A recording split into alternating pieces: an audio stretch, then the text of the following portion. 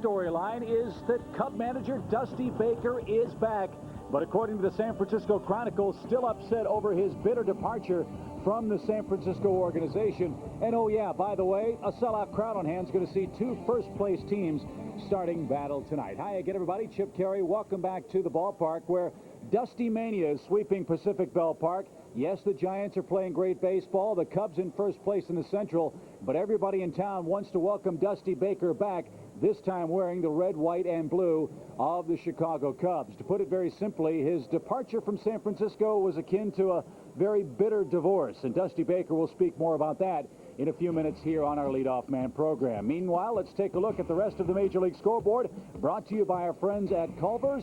The Cardinals are home hosting the Mets. The Braves are in Houston. Those are the other teams competing for the top spot in the National League Central, and we will have more from Pac Bell Park right after this.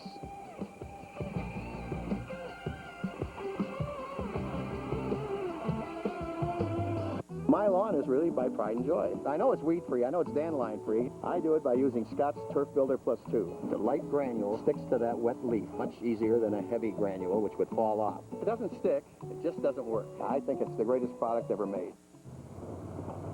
Recently, all the winners of the Car and Driver Best Pickup Award got together for a little reunion.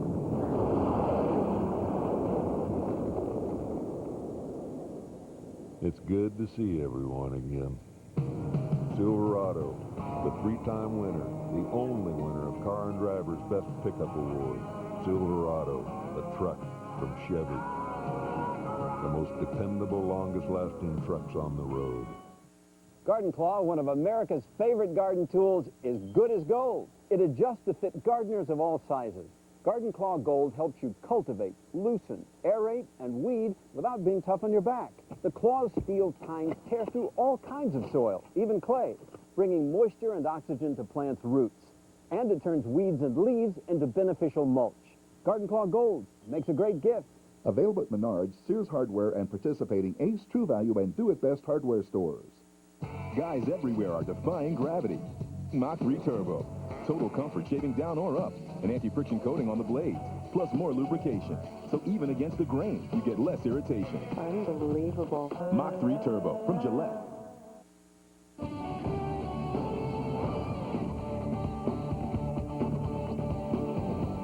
Beautiful night here in San Francisco. Dusty Baker back in town, this time as the manager of the Cubs. And really, it is a remarkable phenomenon. For 10 years, he managed the San Francisco team. 5 years previous to that, he was this team's hitting coach. It really is a rarity to see a man in one uniform for such a long time in either a managerial or coaching position. In fact, it's taken some getting used to for Dusty Baker, who answered questions about his new role with the Cubs a few moments ago. You've been in a Cub uniform now for a while. Do you think you look better in blue and red, or is orange blue better in black and orange? Well, depends on, I think I look good in most anything. I got a job to do, and my job is to come here and beat the Giants. You know what I mean? That's my job. And their job is to beat the Cubs. And so, you know, you got to put all the emotions aside and everything. I mean, it's flattering, it's very honorable, definitely. I guess it's better than throwing rocks at you. Well, it's too late now. It's kind of too late now. I want to say goodbye then. I mean, you don't say goodbye on the return. You say goodbye when you're going out. Am I right? I mean, goodbye now don't mean nothing. I mean, then it was goodbye, and now it's hello. Whatever's happened, I'm glad it happened. It's made me a better person. It's made me a stronger person, and the Lord sent me to where He wants me to be. So, therefore, I would not change a thing, nothing. Because actually, no matter what's happened, it seems like it's made me seem more human in the eyes of the people, therefore being accepted even more now than I was before. You know what I mean? I'm just an everyday dude. And Cubs fans are very happy. He's their everyday dude. In fact, he meets with Felipe Alou, the manager of the San Francisco Giants, two class acts who've got their teams in first place. We'll have more from San Francisco as our Leadoff Man program continues right after this. This is a grass-killing machine. Okay, it's a dandelion, but it can wreck your lawn. Scott's Turf Builder with Plus 2 Weed Control is twice as effective as any other brand at killing weeds. Lose this and get this. with Scott's Turf Filter Plus 2. Hey, are you ready? You're going where there is no up or down. Mach 3 Turbo. Total comfort shaving down or up. An anti-friction coating on all 3 blades. So even against the grain, there's less irritation. Mach 3 Turbo from Gillette. Garden Claw, one of America's favorite garden tools, is good as gold. It adjusts to fit gardeners of all sizes. Garden Claw Gold helps you cultivate, loosen, aerate, and weed without being tough on your back. The claw's steel tines tear through all kinds of soil, even clay, bringing moisture and oxygen to plants' roots. And it turns weeds and leaves into beneficial mulch. Garden Claw Gold makes a great gift. Available at Lowe's and participating Ace True Value and Do It Best hardware stores makes a great gift. Recently, all the winners of the Car and Driver Best Pickup Award got together for a little reunion.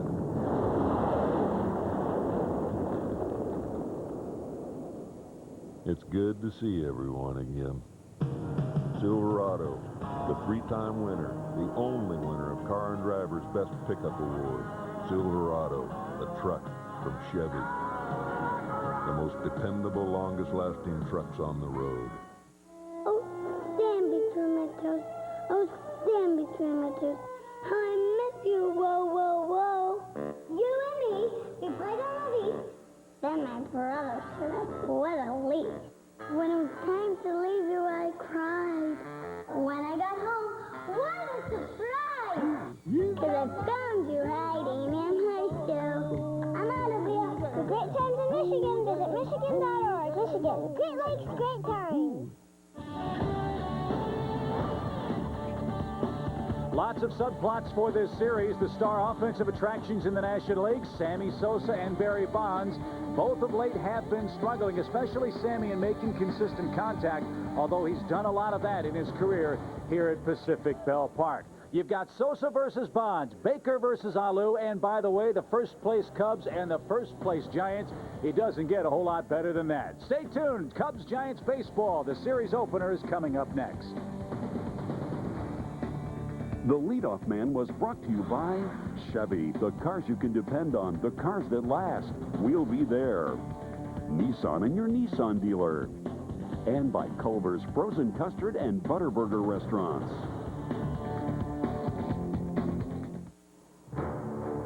The BMW 5 Series has changed very little since its introduction in 1997.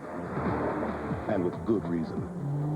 Because over the last 7 years, it's won more awards and accolades than any other car in its class.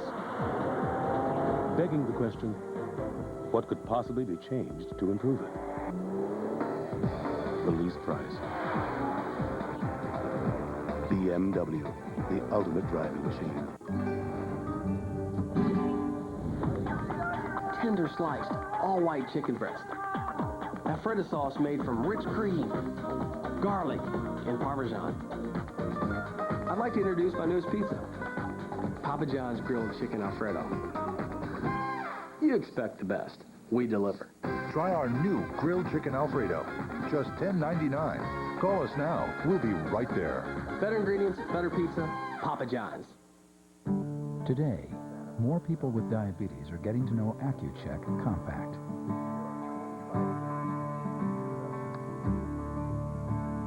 The one with the drum. Automatic, so you never have to handle a test strip, even when you're in the middle of something important. Compact from AccuCheck. Diabetes made easier. Life lived better.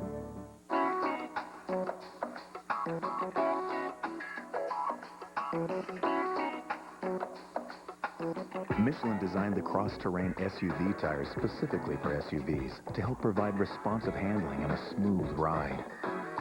You'd be surprised just how smooth.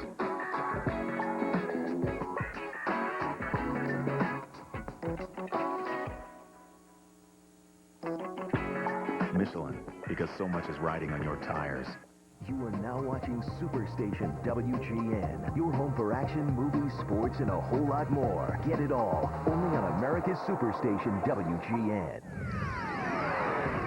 The following is a presentation of WGN Sports.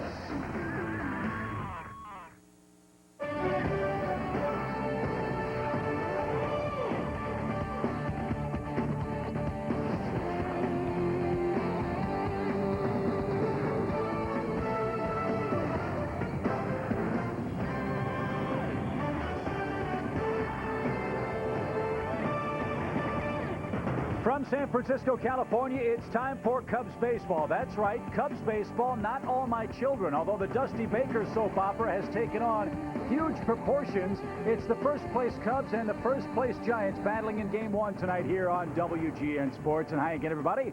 With Steve Stone, Chip Carey, we know all about Dusty Baker returning to San Francisco, Stoney. We've got a pretty good pitching matchup and two pretty good ball clubs battling here tonight. Kirk Reeder doesn't throw very hard, and yet you look at his numbers every year and you realize that all he does is beat you. In fact, he has just 3 strikeouts in 29 innings. That's amazing. Woody has 40 strikeouts in a little over 30 innings, and he's pitched very well this year. And you look at Kirk Reeder and you say to yourself, we ought to bomb away at this guy. Yet his ERA lifetime is below 3 against the Cubs. Well, Kerry might be facing the Giants at just the right time. They were no hit in their last game in Philadelphia by Kevin Millwood. Their offense has been struggling. So has been Barry Bonds, a trend the Cubs hope continues here tonight. It's Game 1, Cubs and Giants, with the Dusty Baker sideshow as well coming up right after this. Chicago Cubs baseball, brought to you by Bud Light. For the great taste that won't fill you up and never lets you down, make it a Bud Light. The Illinois Lottery, where players have more fun. Pepsi, the official soft drink of the Chicago Cubs. And by Southwest Airlines, more than 2,700 nonstop daily flights to 59 destinations all across the country. Hey, Cubs fans, keep your eye on the ball. It's a line drive deep to right. That ball is gone. Every time a Cubs player hits a homer at Wrigley, you could be a winner. It's the Southwest Airlines How Far Did It Fly home run contest. After every Cub homer, write down the distance along with your name and address and send it to WGN TV. 10 winners will receive 2 round-trip tickets to any Southwest Airlines destination. For every Cubs homer, ask yourself, how far did it fly? From Southwest Airlines, official airline of the Chicago Cubs.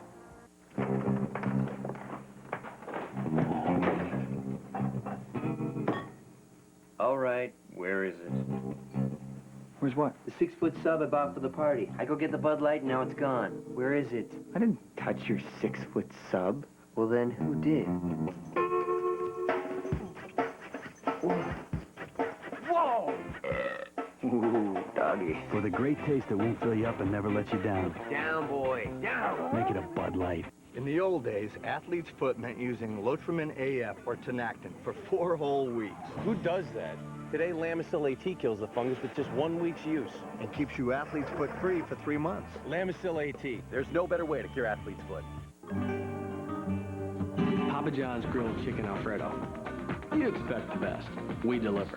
Try our new grilled chicken Alfredo, just $10.99. Call us now. We'll be right there. Better ingredients, better pizza, Papa John's. Well, a standing ovation for Dusty Baker as he brought the lineup card out for the Cubs before the start of our ball game. And Steve, a few minutes ago, a very moving video tribute chronicling 10 great years as the manager of the San Francisco Giants for now Cubs skipper Dusty Baker. Well, Dusty is very happy to be back here. He got a chance to stay at home. He's from this area. This does feel like home to him. He certainly knew his way to the ballpark. And I think, Chip, that things start out one way and sometimes they end a different way. If Dusty had his druthers, it wouldn't have ended the way it did. But both teams very happy with their skippers at this point of the season. And as we have said many times with regards to our own lives and other things, you can spend a lot of time looking back. Nothing's going to change. You have to look forward. And the Cubs and Giants, as you said, are very, very happy. Here's a look at Dusty's Cubs Pepsi lineup. Mark Grudzelanek leads off. Alex Gonzalez bats second at short. Sammy Sosa in right. Moises Alou cleans up in left. His dad, of course, Felipe Alou with the Giants. Eric Karros starts at first base with Corey Patterson riding a hot streak in center. Ramon Martinez at third base. Damian Miller and Kerry Wood, the Cub battery for the series opener. There you look at the defense. It's Bond, Grissom, and Cruz left to right. Alfonso, Aurelia. You're looking at Ray Durham along with J.T. Snow in the infield. Benito Santiago behind the plate. Kirk Reeder on the hill. Reeder making his 6th start. He's averaged 6 innings per start. You can get your base hits, but it's hard to score too many times against him with an ERA of 3.10. And the native of Nashville, Illinois, fires a quick strike to Mark Grudzelanek. 55 degrees here at game time, 7:15 local time for the first pitch. And Jerry Lane says that one too far outside. Lane, Demuth, Hudson, and Gibson, the umpiring crew for this 3-game San Francisco series. As you'd expect, a huge crowd expected tonight. We were told that this series sold out for the Giants before the Dodgers series sold out, which is saying something in these parts. And not surprising is the Cubs here just one time, and the return of Dusty Baker to a place that he knew and loved for 15 years. Kirk Reeder, a man they call Woody, for he looks like the star of Toy Story. And a ground ball back to the mound starts the game off here in the top of the first. Marked in an 0 for 13 slide, one away. Somewhat amazing when you look at the lifetime record of Kirk Reeder, despite the fact that you wouldn't call his fastball overpowering and you wouldn't call his breaking ball superlative. His numbers are 113 and 68 lifetime. Those numbers match up with just about any left-hander currently in baseball. And when they tell you about the best left-handers around, very few people would mention Kirk Reeder. The Giants are 128 and 76 in games he started. 52 over 500. And this is a guy that, you're right, he's not going to blow you away with huge and high numbers on the radar gun. But that's not what gets people out. He doesn't walk people. He doesn't strike people out. He just gets you to hit the ground ball. And if you hit a fly ball, you just don't hit it very well. And what tops it off is the Giants with the #1 defense in the National League, something that they have a whole lot of here. Alex Gonzalez, the Cub hitter, 1 ball, 2 strikes. And that one popped up to the right side. J.T. Snow near the camera well is going to have a play. 2 outs. Base is empty for Sammy Sosa here in our first inning. There's Felipe Alou. He was given a very, very good ball club, the defending National League champion ball club with which to work, but Steve, one that still has had an awful lot of turnover. Surprisingly so, Chip, for a team that played in the World Series, you very rarely see the turnover that you've seen with the Giants. Had a chance to talk with Brian Sabian before the game today, and we'll get to more of that conversation as we move along, but he's done a great job here. And Sammy Sosa takes a quick strike. It's 0-1. 5 homers, 21 driven in for Sammy. 10 strikeouts, no walks, and no home runs since Easter Sunday. We see Sammy shaking his head. He was kind of surprised at the strike call by Jerry Lane, and that sets up a whole different at-bat when you throw strike 1. That's strike 2. And we had a long conversation with Barry Bonds before this ball game, and Sosa continues. Bonds gets the impression that the umpires are saying basically, when in doubt, call a strike. Trying to move the pace of the games along. Well, I think Bonds and Sosa would agree on one thing. They probably have never seen as many strikes called on them before this season. And one of the reasons why Bonds at this point is struggling somewhat. 1-2 to Sosa. And that's downstairs to even up the count at 2 balls, 2 strikes. A lot of room to roam here in center field, and the triangle in right center is vast. 421 to right center field. Grissom, you see, shading Sammy to the opposite field. The 2-2. It's full count now to Mr. Sosa with Moises Alou waiting on deck. Reeder, not a guy that'll strike many out. He has 3 strikeouts in 29 innings, but he's a perfect 2-0 this year. And there is a 2-out walk to Sosa. Reeder thought it was good enough. You know, Sammy, looking back at Jerry Lane on the first pitch, might have paid some dividends, because this ball is in the same spot. That's just about what he called on strike 1, maybe a touch lower, but Sammy didn't show him up. He just went back and said, is that going to be the bottom part of the strike zone tonight? And it helped him because he took the walk, something Sammy's been doing a lot of this year. So that's 22 walks for Sosa. It gives Alou a chance now. Moises fighting it a bit. 1 hit in his last 18 turns to the plate. Cubs, when they're right, score a lot of runs early in the game. They'd love to jump in front of Reeder here with Kerry Wood coming out momentarily for the Cubs.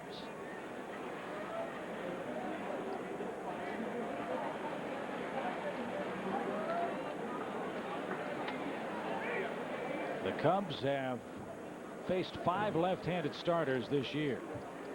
They've beaten Tom Glavine.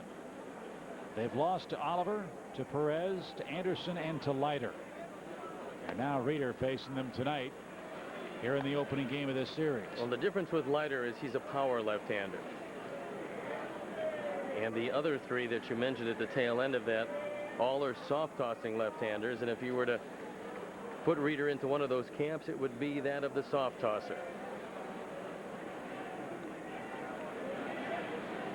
1 ball, 1 strike, and Santiago smothers that. And Alou in front, 2 balls and a strike. Another one of the little subplots of this series. Moises Alou trying to beat his dad, Felipe Alou. Well, he would also like to beat Kirk Reeder because lifetime he's hitting 176 against him. And he is yet to record an extra base hit. Nice time to hit the ball to left center field. Huge gap out there. And Alou shoots it that way. Deep and short. Aurelia flips to second. Durham holds the bag, and that'll retire the side. Cubs strand Moises Alou, and we go to the bottom of the first inning, scoreless in San Francisco.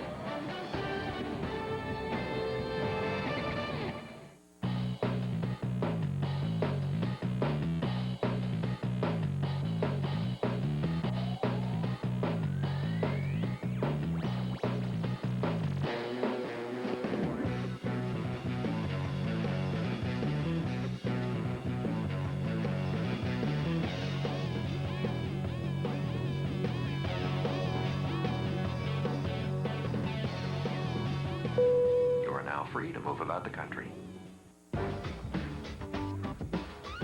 Not the average girl? Meet not the average salad. McDonald's new premium salads. They're not like any salad you've ever had at McDonald's. Try the Caesar, made with premium greens, a warm breast of grilled or crispy chicken, and Newman's own all-natural dressings for a salad that's so not average, like you. New premium salads at McDonald's. Yeah, that McDonald's.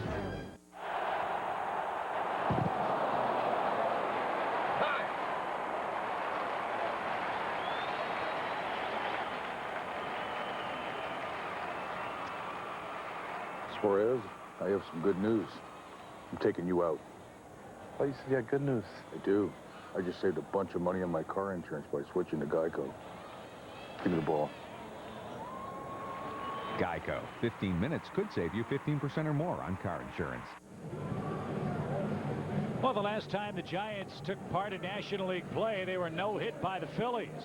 Today they take on Kerry Wood with this Giant lineup. Ray Durham, Rich Aurelia, and Barry Bonds, the top 3. Jose Cruz Jr.'s in right. Benito Santiago behind the plate. J.T. Snow at first with Alfonso, Grissom, and Reeder, the lower third of the order.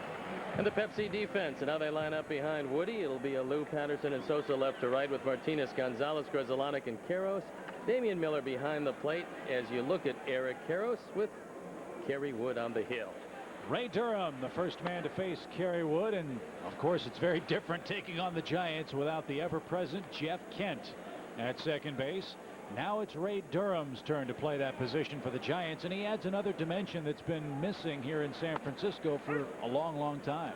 Well, if you walk him, you can pretty much take it to the bank that he's going to run, and speed has been something the Giants added in the offseason. 16 stolen bases. They've been caught stealing 6 times.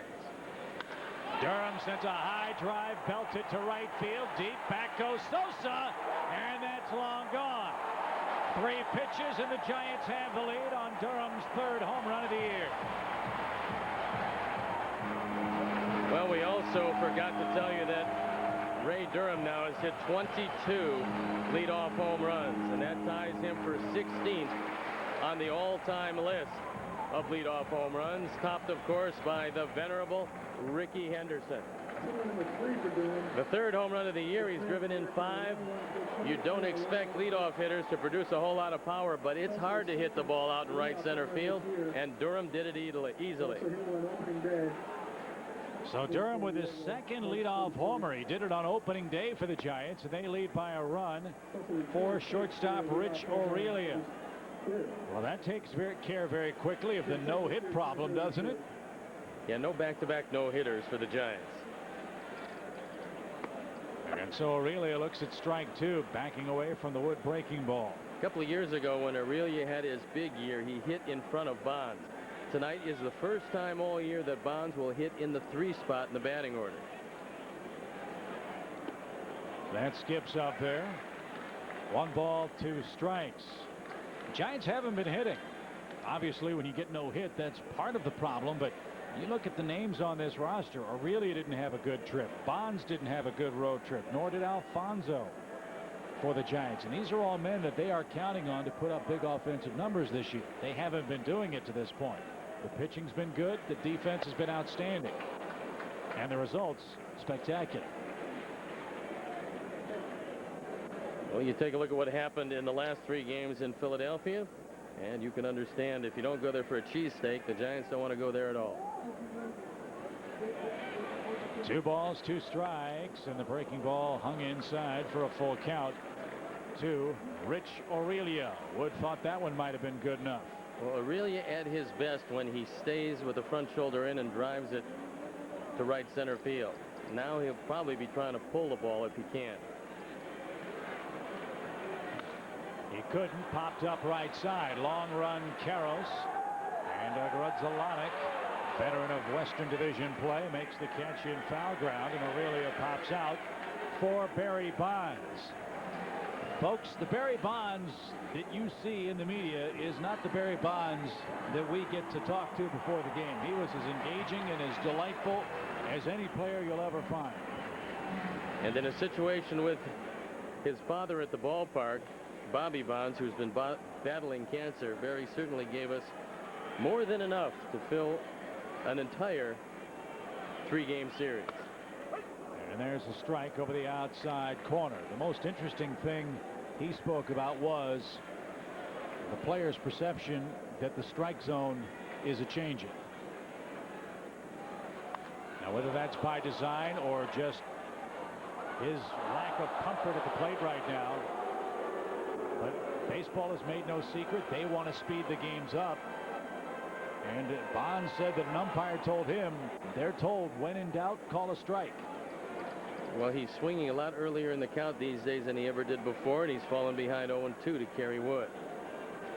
He struck out 14 times, and that might be number 15 if the Cubs appeal it.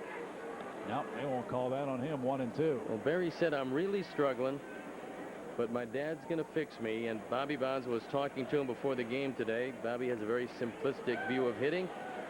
Try to catch the ball with the bat. And Bobby has said, look, the catcher has to catch it. He's only got 1 hand and a glove. You try to catch it, you've got 2 hands.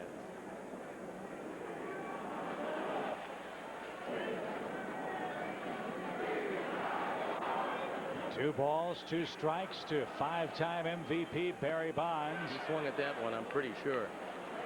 He got a tremendous break there. Greg Gibson says no. Usually you get 1 check swing. On the second one, they usually ring you up. And I've got to tell you, he went way around. That's a guy headed to the Hall of Fame call. Well, the rookie. Yeah, see you later. There's probably not much doubt about the call to Cooperstown, but Kerry Wood walked off the mound saying, look, I got to throw 4 strikes to him. And that's why. Base hit up the middle.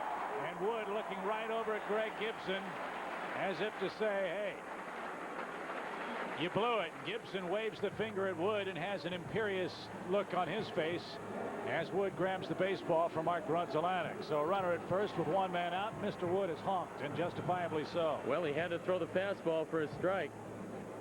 And he looks over at Gibson and he said, you know, 1 time you can understand, 2 times, especially with how far he went around the second time, and it's just a bad call. Well, let's see how Wood handles it now. And that breaking ball just spinning in his hand at the moment. 1 ball, no strikes to Cruz. Well, now you've gotten upset by the umpire, but you have to come back, get your concentration, and center in on Cruz, who's had a very good start to this season. He's got more power from the right side, but I think because he hits more left-handed, he might be a better hitter. He's got 7 home runs. He's now got a base hit to right. Bonds will stop at second. 3 hits in the inning for the Giants. 2 men are on with 1 out. And the catcher, Benito Santiago, one of their heroes from last season, now the hitter. Although Damian Miller doesn't know Kerry Wood very well, this would be a good time to go out and just have a conversation with him, let him get a breath, and let him cool down somewhat. This is a pretty good defensive team with a good pitcher, and you can't let them get on top that much that early.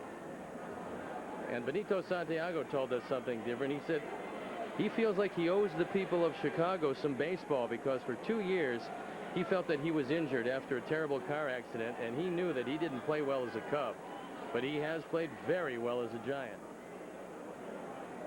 Were it not for Bonds, this guy might have been their MVP. He came out of nowhere, really, and had just a magnificent year for the Giants last season.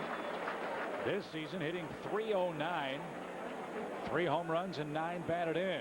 He has grounded into 3 double plays, and if you can get the ball hit on the ground, this is a fairly slow infield here in San Francisco. You can easily turn a pair. Bonds and Cruz aboard. Ray Durham led the game off with a home run. 1-0 Giants, and Miller smothers that, and the count evens at a ball and a strike. A lot of pitches for Kerry Wood, 19 in total so far here in the opening frame. And you would love to get out of this first inning with a double play ground ball because one of their hottest hitters, J.T. Snow, is in the on-deck circle.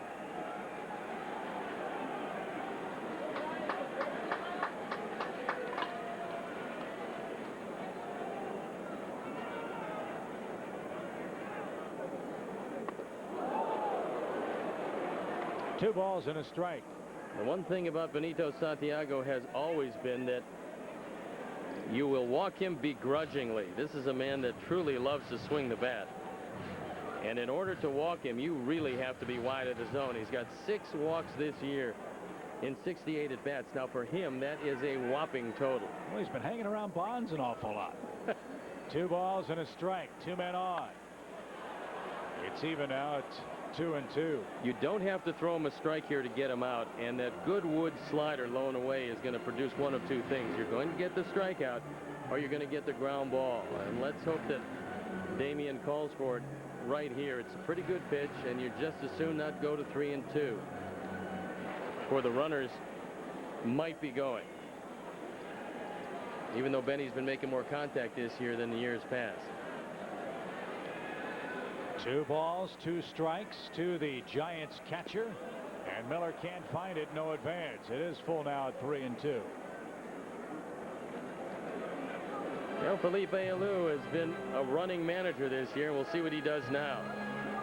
That was the fastball that Woody missed his spot by about 2 feet. Good play by Miller as he saves the advance and keeps the double play in order. And there's a look at Felipe, rated as one of the best managers in the league, and that never changes wherever he goes.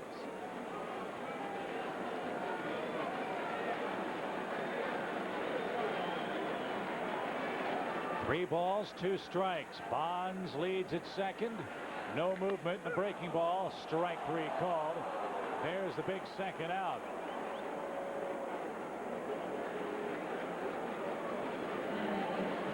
Well, there was a strikeout waiting to happen if you threw a slider, and there's a slider, and it's perfect. Santiago was just surprised. He took it for strike 3. But J.T. Snow is a guy that's swinging the bat awfully well. But against Kerry Wood, 1 for 12. A homer, 21 knocked in for the San Francisco first baseman. This tough park for him to hit home runs in, too, because the ball, despite Barry Bonds' prowess, it's tough to hit out in right field here ordinarily. Joe LaFay, the hitting instructor, told J.T. Snow, quit thinking of yourself as a home run hitter. Use left center, right center, hit the ball straight away, and you'll pile up some runs batted in. Ground ball to the right side. Wood should be out of this first inning, and he is. 1 run, 3 hits, 2 left. Ray Durham leads it off with a solo home run, but Kerry Wood threw 24 pitches in the first inning.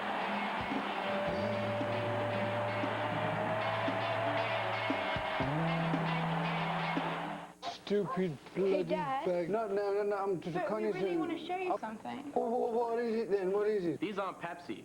They're Pepsi Twists. You're a bunch of bloody magicians. We're not the Osbournes. You're not? We're the Osmonds. I'm a little bit country. I'm a little bit rock and roll. Now drum the kids turn into the Osmonds. Oh, there, dear. Like twists, Pepsi Twist and Diet Pepsi Twist. It's a twist on a great thing. Papa John's grilled chicken Alfredo. You expect the best. We deliver. Try our new grilled chicken Alfredo, just $10.99. Call us now. We'll be right there. Better ingredients, better pizza, Papa John's.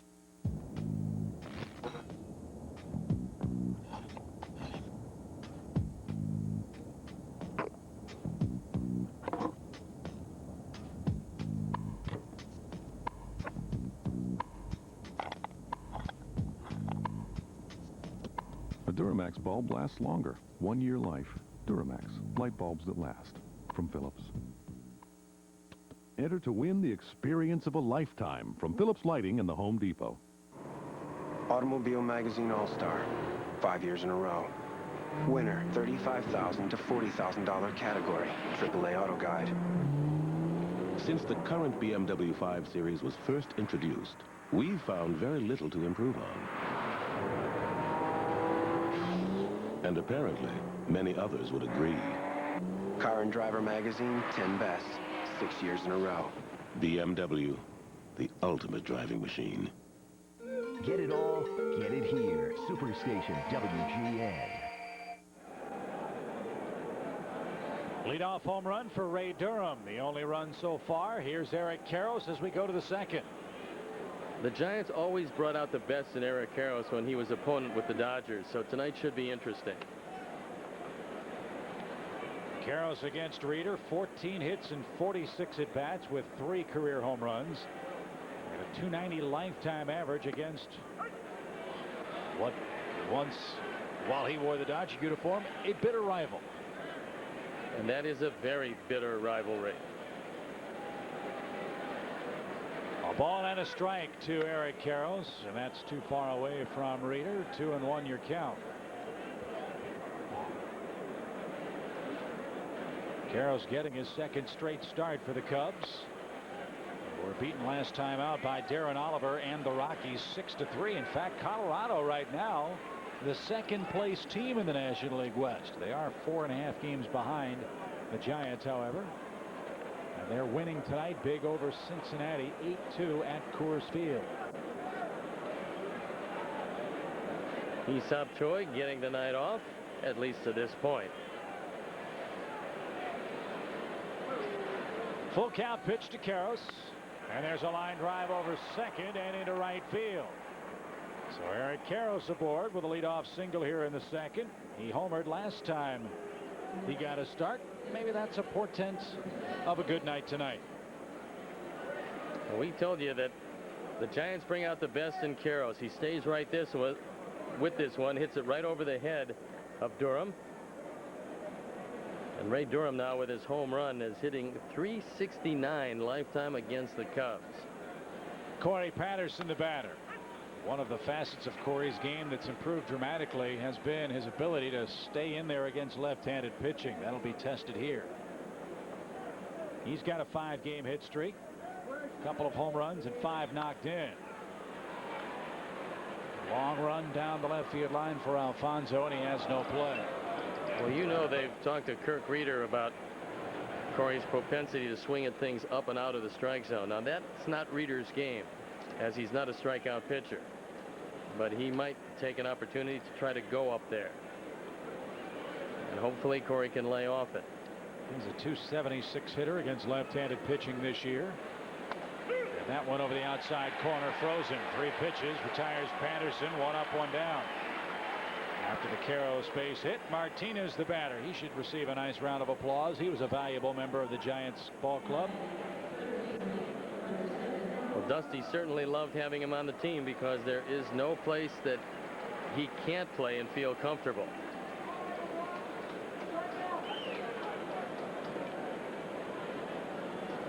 Ramon getting a start at third base for Mark Bellhorn, who's off to a terrible start. Has just 1 hit in his last 17 at bats. Dusty Baker said something real interesting before the game today as to why he was starting Martinez. Not only the lefty-righty situation, But he also said he wanted Mark to be a little hungry and a little angry so that he can go out and try to keep the job tomorrow. Very interesting statement. Well, I think he wants Mark Bellhorn to do the same thing that Felipe Alou wants out of Edgardo Alfonso, and that is get a little more aggressive, maybe get a little meanness in them, and come out and play this game aggressively, which in the end is the only way you're going to play it successfully. 1 ball, 1 strike to Martinez instead to first. I mean, you can't make someone what they're not. And we travel with the ball club. Mark Bellhorn's a very quiet guy. He doesn't say much. Doesn't slam a helmet when he's angry. Doesn't click his heels when he hits 3 home runs in a game. Well, outward noise is one thing. It's the inner fire that you have to have burning. To get to the major leagues, that fire has to be there. And sometimes you have to rediscover it. And that's what I think both managers want out of their respective third basemen. A ball and a strike to Martinez, and that's outside at 2-1. Everybody wondered about the defense of Durham at second base, but it's been pretty good. He's made just 2 errors so far. The one thing that he can't do as well as they'd like is turn a double play if the throw is not right there. He's got 1 set of footwork, and that's about it. And Rich Aurelia knows that and usually gets him the ball in time so that he can make the play. But a good second baseman will have 3 different moves. Sometimes they'll shield themselves with a bag. Sometimes they push toward the pitcher's mound. And sometimes they will push back off the bag to make sure that the runner doesn't get a piece of him on the pivot. 2 balls, 2 strikes with Eric Karros over at first. Giants lead by a run. That one pops straight back. Might have swung at ball 3. Stepp will do it again at 2-2.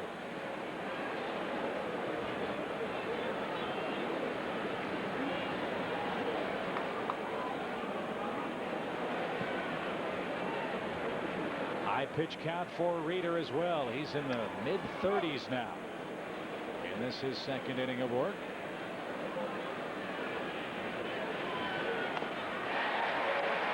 Two out. Well, to give you an idea of how the Cubs have struggled against the soft-tossing left-handers, in 29 innings, Reeder had a total of 3 strikeouts. He's not through the 2nd, and he has 2 already in this game. Well, in 209 at-bats this year for the Cubs against lefties, they've struck out 52 times, including tonight's play. That's not too good. Here's Damian Miller. Well, that's all right if you're facing a succession of Randy Johnson type pitchers. But the Cubs have struggled against the soft-tossing left-handers.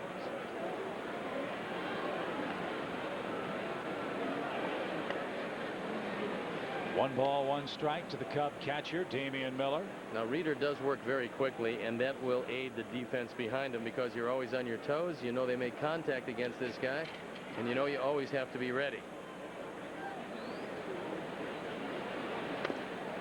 That's way outside. 2-1 your count.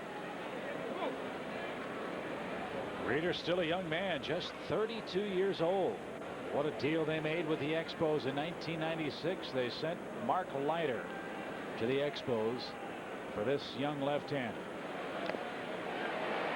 And all he does is say, here it is, hit it if you can, and more often than not, the opposition can't. Well, you just don't want to pull off the ball, because if you do, you play right into his hands. He doesn't throw that many pitches inside. And if you can hit him like Karros hit him, you're going to be in good shape, and then stay right with it, take it to right center. And that's Miller's natural stroke, as we've seen in his brief tenure behind the plate for the Cubs. 2 balls, 2 strikes. Ballpark starting to fill up now as dusk approaches. And as beautiful as this place is down on the field, when you're in the stands and looking out over the bay, it's simply spectacular.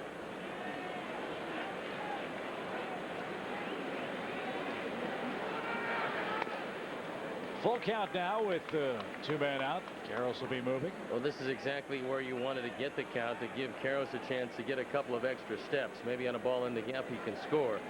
And J.T. Snow will line up behind him, give him an opportunity to get a bigger jump. There goes Eric, and the 3-2 pitch is lined into center field for a 2-out hit. Good patience at the plate by Miller. Fought off a couple of nasty offerings, and the Cubs have their first and second hits, and if nothing else, it brings Kerry Wood to the plate, and he's a real good hitting pitcher. Well, this is a big advantage that Kerry has over most, except for perhaps Mark Pryor, and that is that he can really swing the bat. Bonds is accurate in left field, although he doesn't have the overpowering arm anymore. And the arms in center and right with Grissom and Cruz are probably above average. Wood may have broken his bat. Snow will flip to the pitcher covering the bag, and that'll retire the side. No runs, 2 hits, 2 left. Giants 1, Cubs nothing.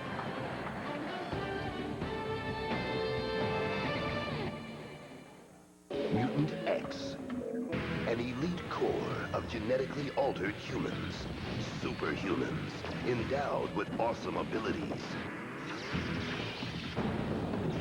Each week, they fight to protect a world that doesn't even know they exist. What about the rumors that this research might have created people with superhuman abilities and powers? Rumors? Sundays at 7 Eastern on WGN Superstation.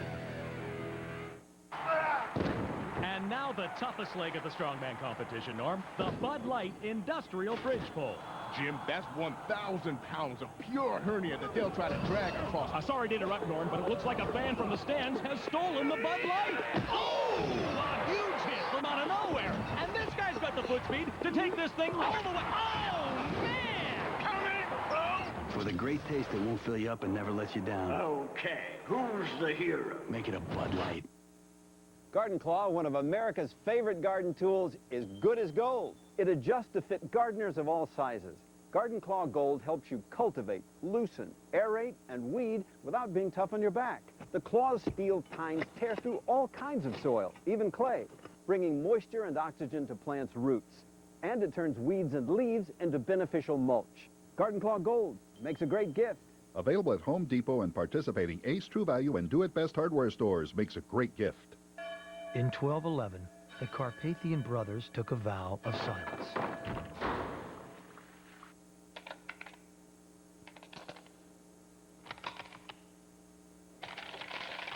Luckily, it only pertains to offline. After all, when you can share personal pics, favorite cuts, and streaming video, who needs talking? You've got mail. The new AOL for broadband. Welcome to the worldwide 1-0 is our score. Giants have the lead as we head to the bottom half of our second inning. At the end of this series, Cubs head back home for a real long homestand. Great tickets available for a weekend set with the Rockies Friday, Saturday, and Sunday, May 2nd through the 4th. Our first look at Ned Yost's Milwaukee Brewers, Monday and Tuesday nights, then Wednesday afternoon. After an off day, Thursday the 8th, Tony La Russa and the Cardinals are in 4-3 at Wrigley Field. Great tickets available, great promotions as well. We look forward to seeing you at historic Wrigley Field. Edgardo Alfonso hitting only 171. Leading things off. This is a pretty good hitter, off to a very slow start. Well, this is the first time that he's hit in the 7th spot. They started him in the 5th spot because he normally is a run producer. They moved him up to the 2nd spot thinking that that would shake him out of it, and Felipe said, look, you got to hit down in the order now until you get going. Well, maybe he's just hitting in the wrong time zone. All those years with the Mets. He was always known as an excellent clutch hitter and an excellent two-strike hitter, but so far he hasn't really gotten off to any kind of a start. Broken bat, fly ball to center. One man down. Here's Marquise Grissom. A huge contingent looking on from Scottsdale, Arizona, headed up by Lisa Johnson, Otto and Sox Johnson, and Larry Stone, who has been acting out lately. Very bad dog. Settle down, Larry. What has Larry been doing? It's pent up energy. I understand perfectly. Here's Grissom. A little concerned about the Cubs on this road trip and their lack of hitting. That will do it to you. It's not even the dog days yet. That's what's got to concern you. 0-1 to Grissom. Marquise Grissom hasn't had much luck with Kerry Wood, but He is a quality player playing a great center field. And maybe because he swings at the invisible ball. That slider just disappeared from the strike zone. And take a look at Marquise. Wow. He missed that one by 3 feet. Or as you've said so eloquently time and time before, nice depth perception. 0-2 to Grissom. And he's retired. Second strikeout for Kerry Wood. And now the all-important Wood versus Woody matchup here in our second inning. After that slider, that high fastball looks a whole lot better. And a good place for it at 0-2. You'll be happy to know, Chip, that the portly detective Don Vogel is also looking on from sunny Phoenix, Arizona. I'm guessing, Steve, he's on his second dozen of Krispy Kremes by about now. Might have that big bratwurst hanging out of his mouth enjoying the Cub game.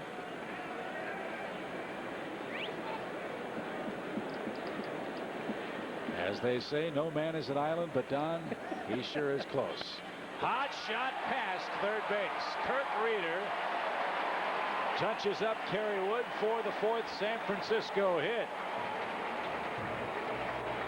You don't expect Reeder to do that, but actually hitting just under 200, he's not an automatic out. I don't think Kerry can believe it. He throws a high fastball. And my. Left-hand hitters aren't supposed to be able to hit that ball at the Adam's apple. Well, the pitcher's looking for that fastball because he can't hit anything else. And now you have to deal with Ray Durham, who has just crushed the Cubs over the course of his career. And Kerry Wood in this ball game, a long home run into right center field.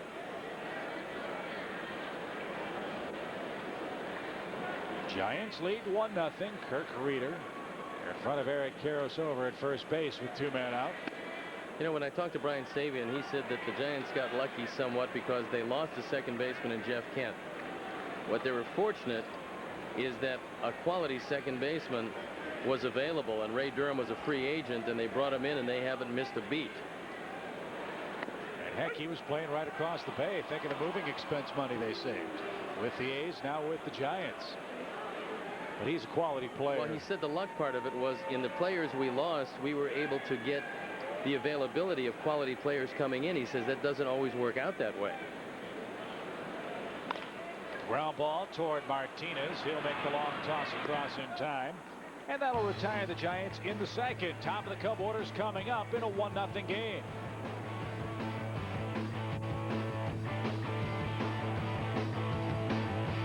Hey, Will, you're sweet as wine. Oh, yeah.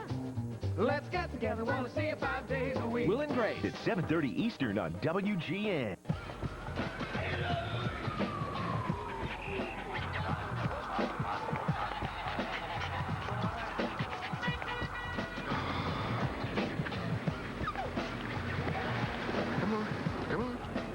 Come on. The dog. Yeah, it's kind of like that. Sierra Mist. Taste one shockingly refreshing lemon lime. I gotta get me a dog like that. In the old days, athlete's foot meant using Lotrimin AF or Tenactin for 4 whole weeks. Who does that? Today, Lamisil AT kills the fungus with just 1 week's use. And keeps you athlete's foot free for 3 months. Lamisil AT. There's no better way to cure athlete's foot.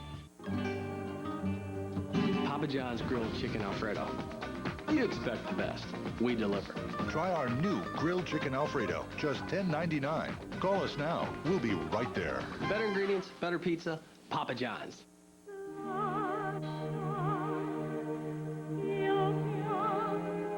There are 2 basic ways to help protect you in an unavoidable collision. Attempt to insulate you from the unavoidable collision, or try to redefine the word unavoidable. Test drive the BMW 5 Series today. If a Cubs player hits a homer today, write down the distance and player's name and send it to WGN TV. You could win 2 round-trip tickets to any Southwest Airlines destination. Well, Steve, something you don't see too often, an extended conversation between the home plate umpire, Jerry Lane, and a starting pitcher. Well, it wasn't heated. And that's the good part about it. And he might be telling him, look, everybody can miss a pitch. I think that Kerry is more unhappy with the Greg Gibson pitches than perhaps the Jerry Lane pitches, but one way or the other, you have to get along with these guys because they got a lot of your fate in their hands. If they don't call strikes, you've got a big problem because then you have to come in behind the hitter with fastballs. Grunzelanek leads off this third inning with the Cubs down a single run. Now both pitchers one time through the batting order. You figure that Lane's strike zone will have been established, but sometimes that's not always the case. And how do you as a starting pitcher ask that question in a way that's not going to get you in more trouble than you might already be in? Well, pretty much I'd say, what are you calling tonight? Well, that's not going to make him happy. Well, I wanted to know on the breaking ball if he was calling it up or down. And that was real important because the big breaking curveball is the toughest pitch to call. If he was going to give me the high curveball that broke in at the hitter's waist, I would take it. But he then wouldn't give me the low curveball. If he was going to take the high curveball away, I had to have the other one or I had a big problem. And I think what the Cubs want to know is, because Reeder's working the outside corner so much, how far does it extend?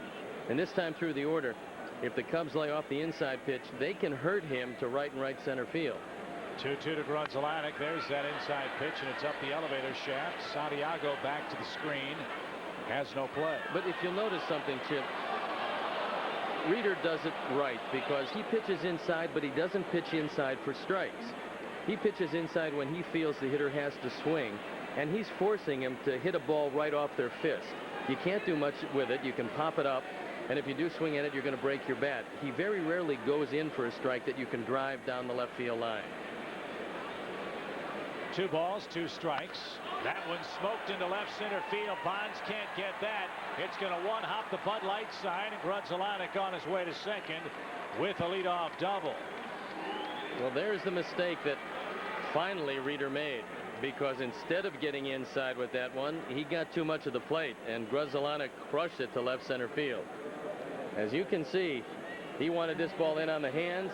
Santiago set up in there, but he couldn't get it there past Grunzelanek. And both of the former Dodgers who have seen Reeder the most have hit the ball the hardest, Karros and Grunzelanek. And this is one of the scenarios for the Cubs offense that Dusty Baker admits to suffering a little agito watching. Getting guys in with less than 2 outs and men in scoring position. Here's a chance to tie the game with Gonzalez, Sosa, and Alou lurking. Well, Gonzalez has got to hit this ball to the right side or bunt it, right it, Alfonso. I would say, look, Alex has been hitting pretty well, and in the 2 spot, you've got to be able to hit behind the runner. If you let him swing away and hit it to right field, he just might get a base hit. At the very least, move along Grunzelanek. Took a shot at right field and pops it out of play to even up the count.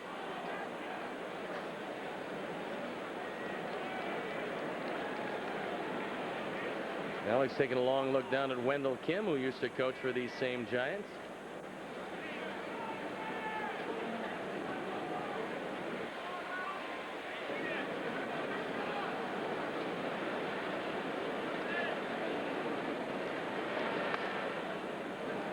Two balls and a strike as we close in on 8 o'clock Pacific time.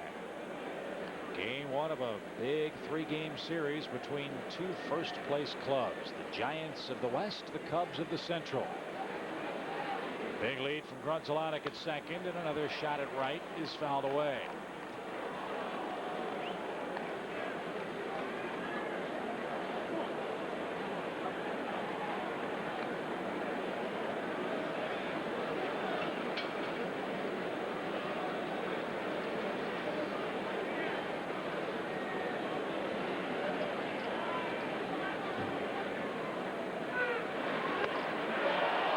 Didn't miss by much. Reeder thought it was good enough. Looked like Jerry Lane started to flinch, and in the end, he couldn't bring up the right hand. Just barely off the plate, but that has been a strike at other times tonight, so I think Alex got a break. Mr. Lane, a little consistently inconsistent here tonight. 3 balls, 2 strikes. Break for the Cubs. The pitch. Another shot at right, and another foul ball. Out of play. Alex this year 6 out of 10 with runners in scoring position and less than 2 outs. Pretty impressive. Nothing else, as you mentioned. Got to get this man to third. Give Sosa and Alou a chance to tie it with a fly ball.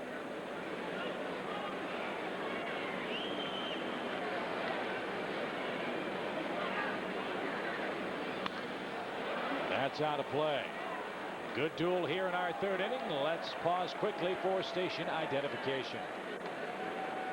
You're watching the home to 100 American and National League games all season long. Superstation WGN. Chip and Stoney back in San Francisco. 3 balls, 2 strikes to the Cubs shortstop. And he coaxes a walk. Good at bat. 2 men are on with nobody out. They got to face Sosa now, who walked his first time up.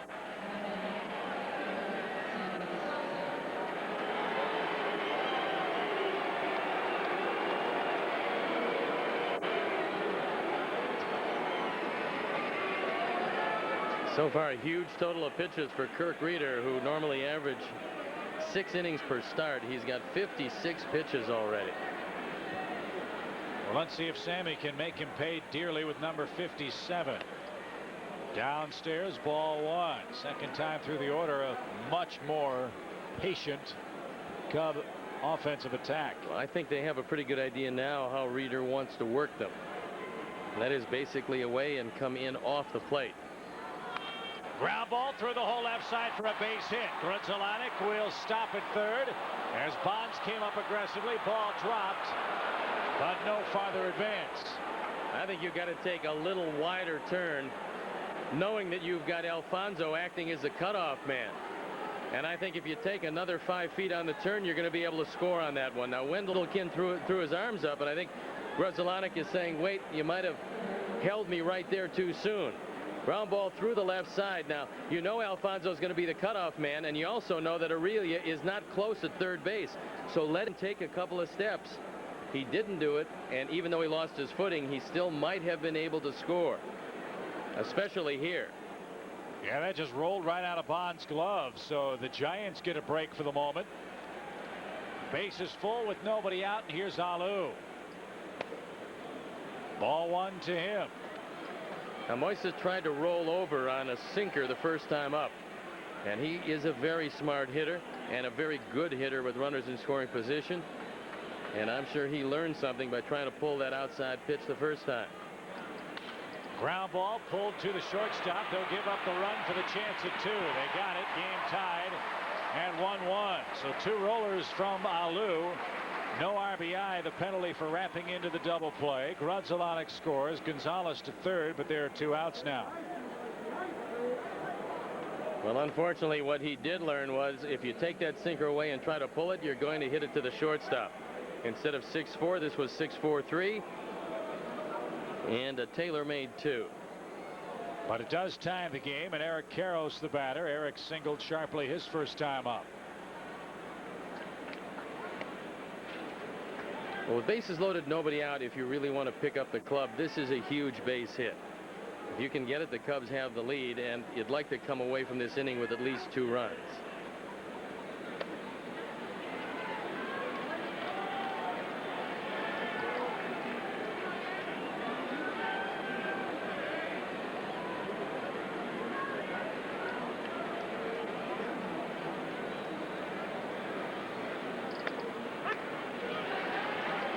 Took a strike, 2 balls and a strike, the count to Eric Karros.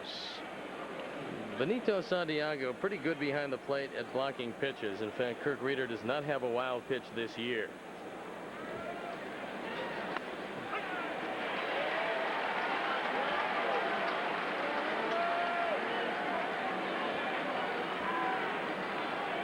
There's a good look at Benito, who's been around a long time, came up with the San Diego Padres and was one of the best around. I believe a 34-game hitting streak in his rookie year with the Padres. Grizzled veteran, unshaven for the game, and as you look at his earlobes, you could say there's a couple of diamonds in the rough there. Another walk. Karros aboard with 2 outs. Good at bat. And now another lefty-lefty matchup. Let's see if Patterson makes an adjustment. Well, what was kind of interesting, Chip, was Santiago kept looking toward the Cub dugout. What he was looking at was the on-deck circle, and he knew that there was a lefty in the on-deck circle in Patterson, and figured, we're not going to give in to Karros, who probably has done a real good job lifetime against Reeder and has done a great job against the Giants. They'll take their chances with the left-hander. And he got Patterson looking in the second inning. So Dave Righetti with a trip to the mound, runners at the corners, and Corey with a chance to put the Cubs ahead.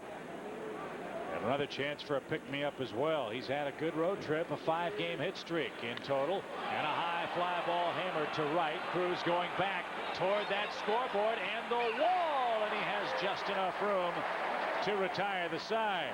Cubs tie the game at 1, and Kirk Reeder says, thank goodness, the park just big enough to hold that third-inning drive.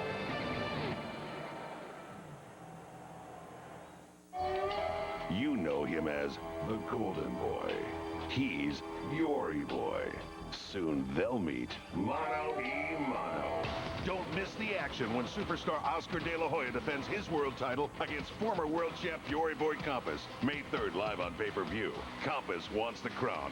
Oscar says, come and get it. It's the Golden Boy and Yori Boy, man to man.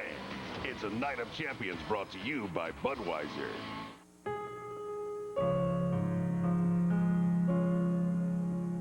Take me fishing and show me how to drive the boat.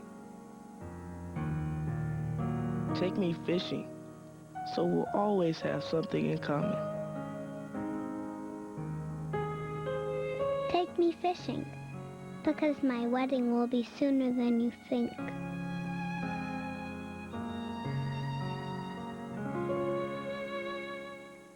Garden Claw, one of America's favorite garden tools, is good as gold. It adjusts to fit gardeners of all sizes.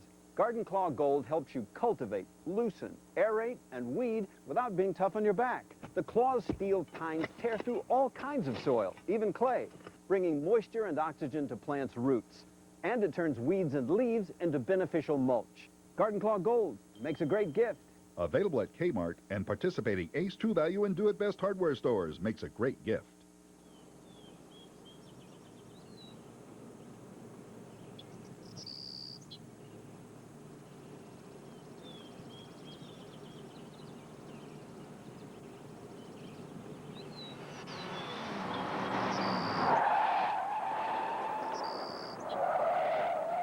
Accidents can happen anytime. That's why Geico's here 24 hours a day, every day. Geico. 15 minutes could save you 15% or more on car insurance. Cubs have tied this game at a run apiece, and Rich O'Reilly leads off the San Francisco third, and Kerry Wood delivers a quick strike. Now, Steve, in between innings, Dusty Baker was unhappy about something, and that brought Jerry Lane and Dana DeMuth over to the Cubs dugout. Well, there's been some calls that have been questionable, but I'm not sure what Dusty is talking to them about. It was an animated conversation, and I'm not sure exactly what Dusty had to say, but you know, sometimes you make your points early and it pays dividends later. Aurelia popped out his first time up, and that went all the way to the screen for a 2-1 count to the Giant shortstop. In the other baseball, Greg Maddux starting to heat up. So are the Braves. They win again. They beat the Astros 3-1 tonight. Roy Oswalt now 2-3, Steve. But it's kind of interesting. Maddux started out 0-3, and everybody said, well, this is the year when he's done. Well, he's won 3 straight, and he's far from done. Expos beat the Brewers 3-2.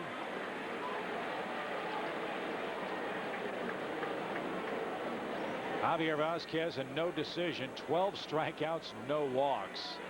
Scott Stewart got the win as the Expos go to 15-10. Chopper to the left side. Martinez handles the slow roller. And there is out number 1 in our third. You have to take a lot of ground balls before the game when you move from Colorado to San Francisco, because these are two diametrically opposed infields. It's so fast in Colorado with both the grass and the dirt. Then you come here to San Francisco, it's a lot like Wrigley Field. The grass is very thick, it's usually moist, and it slows down quite a bit. So you can't wait back quite as much and expect the ball to get to you. Sometimes you have to go get it.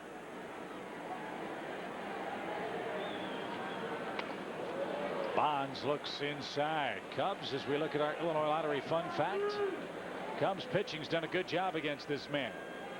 They've done it with a lot of high inside fastballs. That was a little too far inside. Got hit. And Kerry walks in, says, "Sorry, Barry, not trying to hit you." Jerry Lane just to make sure. And even Kerry has to smile as Bonds cracks him up and heads to first base on the hit by pitch. Kerry Wood has now hit 6 batters. That's not a bad reputation to have. This one just gets away. It looked like it one hops off Bonds' foot. And normally when a guy with some speed gets hit, he doesn't mind stealing a base. And if his leg is okay, he'll probably try to do that. He's 3 for 3 in stolen bases. But right now that ball bounced, barking to him. Well, it bounced before it hit Bonds, and we could hear the click all the way upstairs here. So he says he's okay, but there's ground ball up the middle. Alex or Mark might want to be a little nimble around the pillow. Well, keep your eye on him because he will take off. Cruz a base hit his first time up. And just in case he was leaning, Garrett's trying to push him off the bag a la Ken Herbeck in the World Series a couple years ago. And then just to renew some rivalries, he pushed him with the other hand when he delivered the ball back to Kerry. Get off the bag, Barry, come on. And then he tags him on the spot where the ball hit him. I mean, Eric's not missing a trick over there. Well, you take a look at the stolen bases, and you see one of the rare combinations of prodigious power and great speed, maybe as good as ever played the game. He's not running, and the pitch to Cruz paints the outside corner. Well, that aspect of his game has slowed down somewhat. Now, he'll try to steal a base when the game is on the line. But when he was younger, he would steal a base at any time. You just don't want your 73 home run hitter to take the beating of sliding in all the time. Yeah, could you imagine if it were Dusty Baker or Felipe Alou going in to talk to the media or answering the talk shows? Why'd you let him steal when he pulled that hamstring? Come on.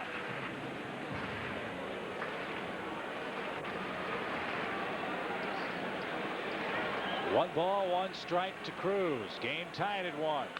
Hot shot past Karros.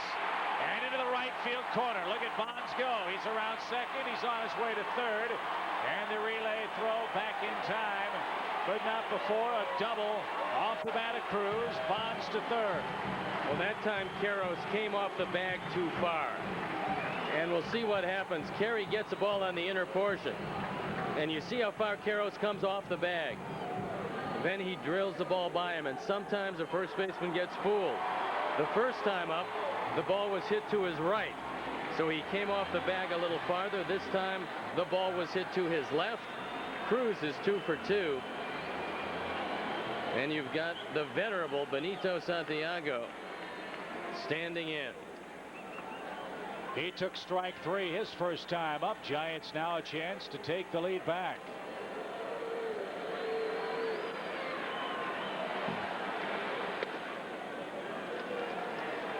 You shudder to say it, but this does have such an aura of a late September feeling to it, with the plots, the subplots, 2 first-place teams. You know, Dusty Baker wants to bring the Cubs to town with his top 3 guns and beat the Giants badly. Giants want to prove to the Cubs that they're worthy of an 18-6 record. Well, this at bat will go a long way toward the determination of this one, and I wouldn't give Santiago anything too good to hit 2-0. JT Snow can do a lot of things well, but one of them is not run, so he is a double play target. And you've got first base open. Be careful with Santiago. Problem is Kerry can't throw strikes consistently. 50 pitches, only 26 strikes tonight. And now 3 balls, no strikes to Santiago with men at second and third and 1 out. The inning began with Aurelia grounding out. Bonds got hit. Cruz doubled into the right field corner. Infield back, they're going to concede the run to try to stay out of a big inning. They're loaded for Snow.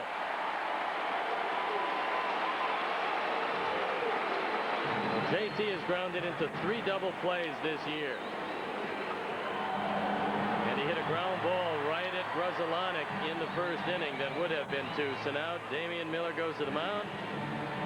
He wants to make sure that they're thinking along the same lines and just exactly what they want to do with Snow, who's off to a great start. And Chip, put yourself in the chair of the general manager, Brian Sabian. You've got JT Snow with a $6 million option next year, and it's your option, and you have a fairly limited payroll. What do you do?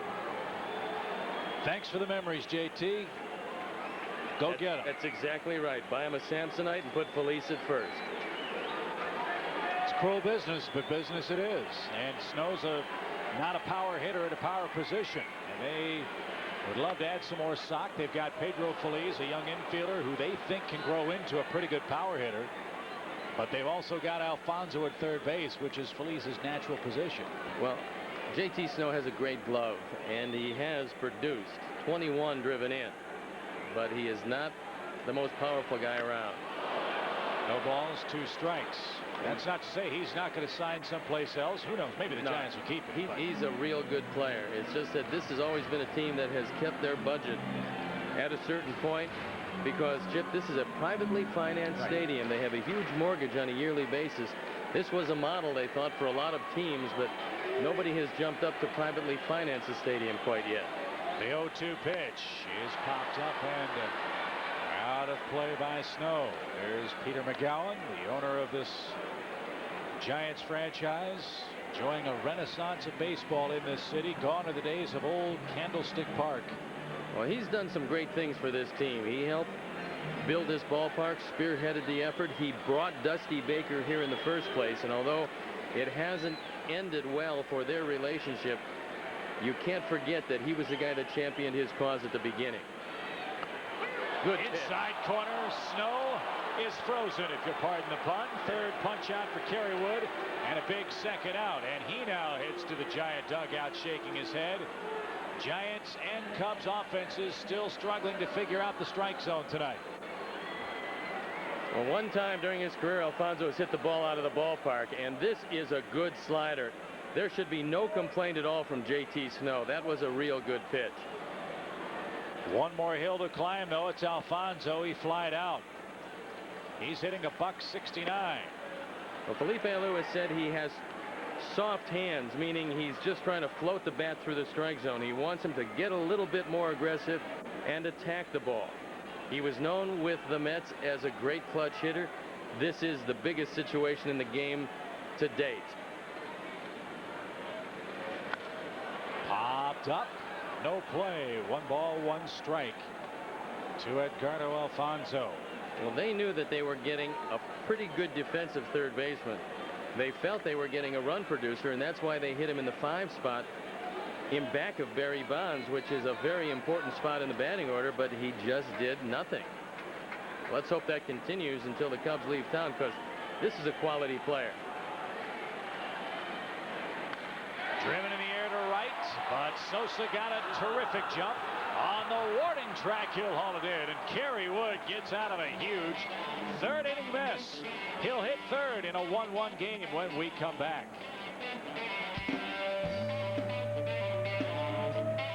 You are now watching Superstation WGN, your home for comedy, sports, movies, and a whole lot more. Get it all. Superstation WGN. Polyunsaturated. P-O. Gingivitis. G. Pungent. P-U-N-G. Halitosis. A. Hyperventilate. V-I-H-Y-U-T-I-N-N-T-D. Sweet dreams. S-W. There's an easier way to get to Washington, D.C. Fly to Baltimore Washington International on Southwest. You are now free to move about the country. Paging Dr. Norris. Dr. Norris. When lives are on the line, you rely on the specialized training and expertise of real professionals.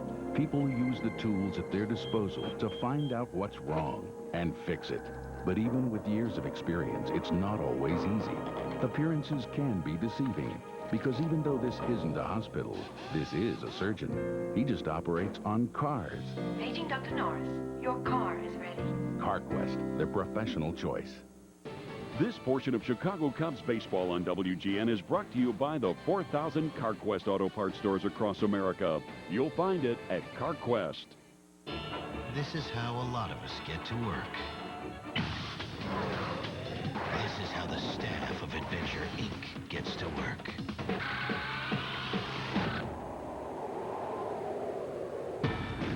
It's just another day at the office for Adventure Inc. It's not reality.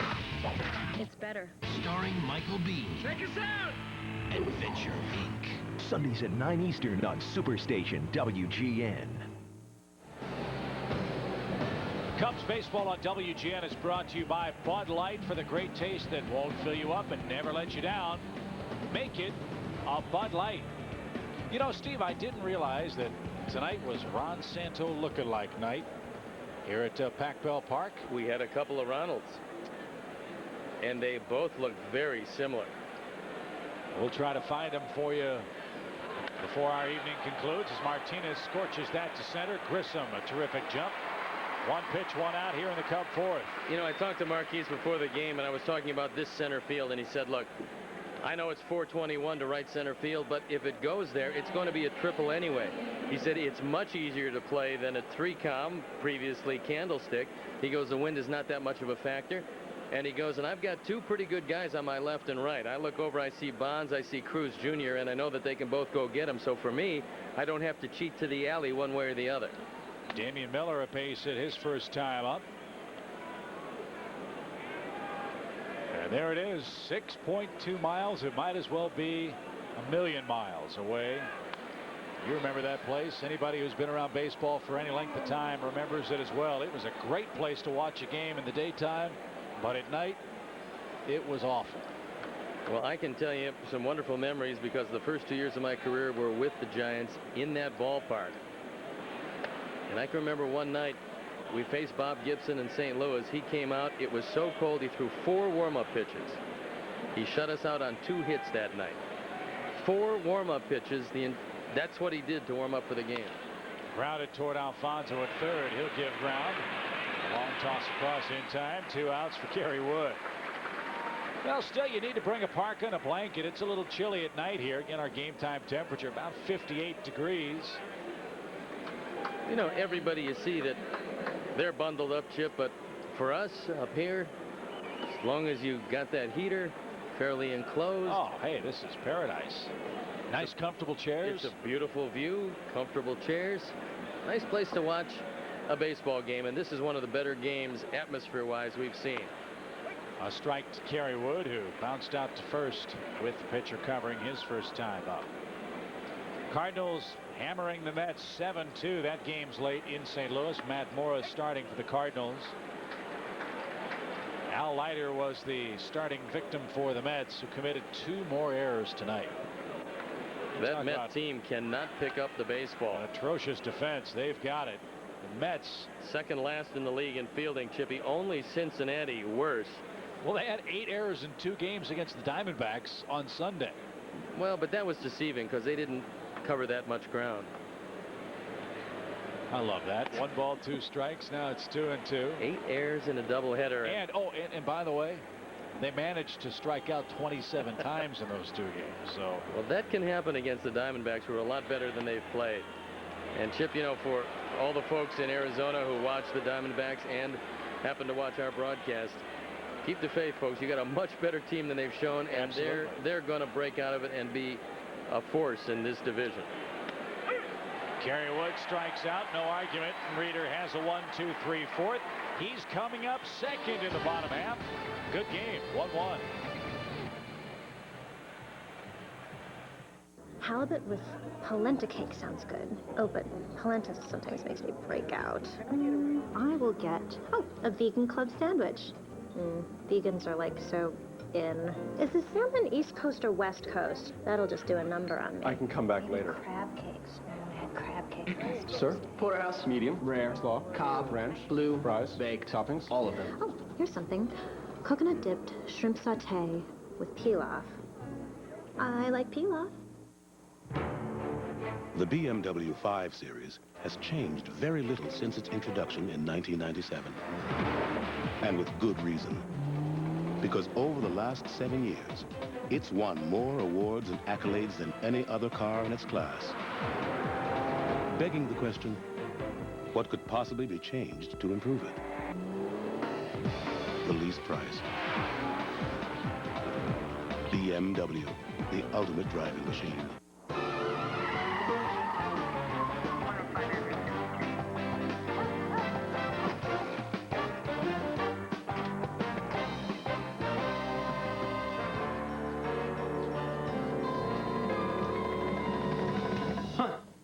You see my phone? It's on your night table. When your wireless service is so reliable, you can't live without it. That's Semlight. Calling plans from $19.99 a month. Yes? Did I leave my keys in there?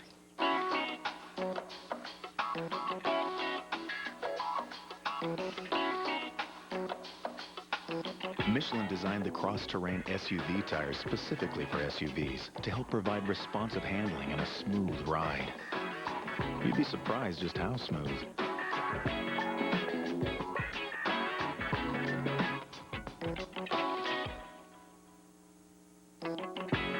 Michelin, because so much is riding on your tires. It's time for our Budweiser True Fan Cam. Stoney, a little Jimi Hendrix action. You know, the hammer-ons pulls off with the guitar action. Let's go. One of the best. He just hasn't done a whole lot lately, but I really like him.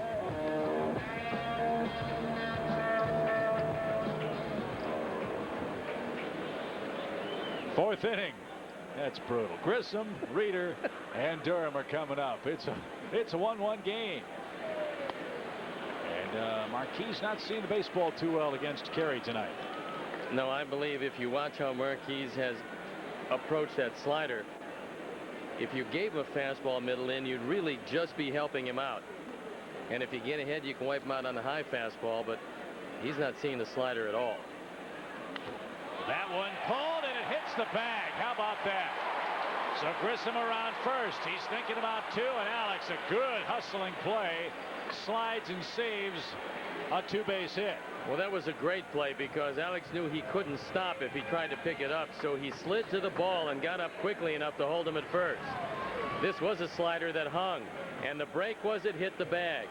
And Gonzalez came over with real good anticipation. Watch what he does. Takes the slide and in one motion gets it back in.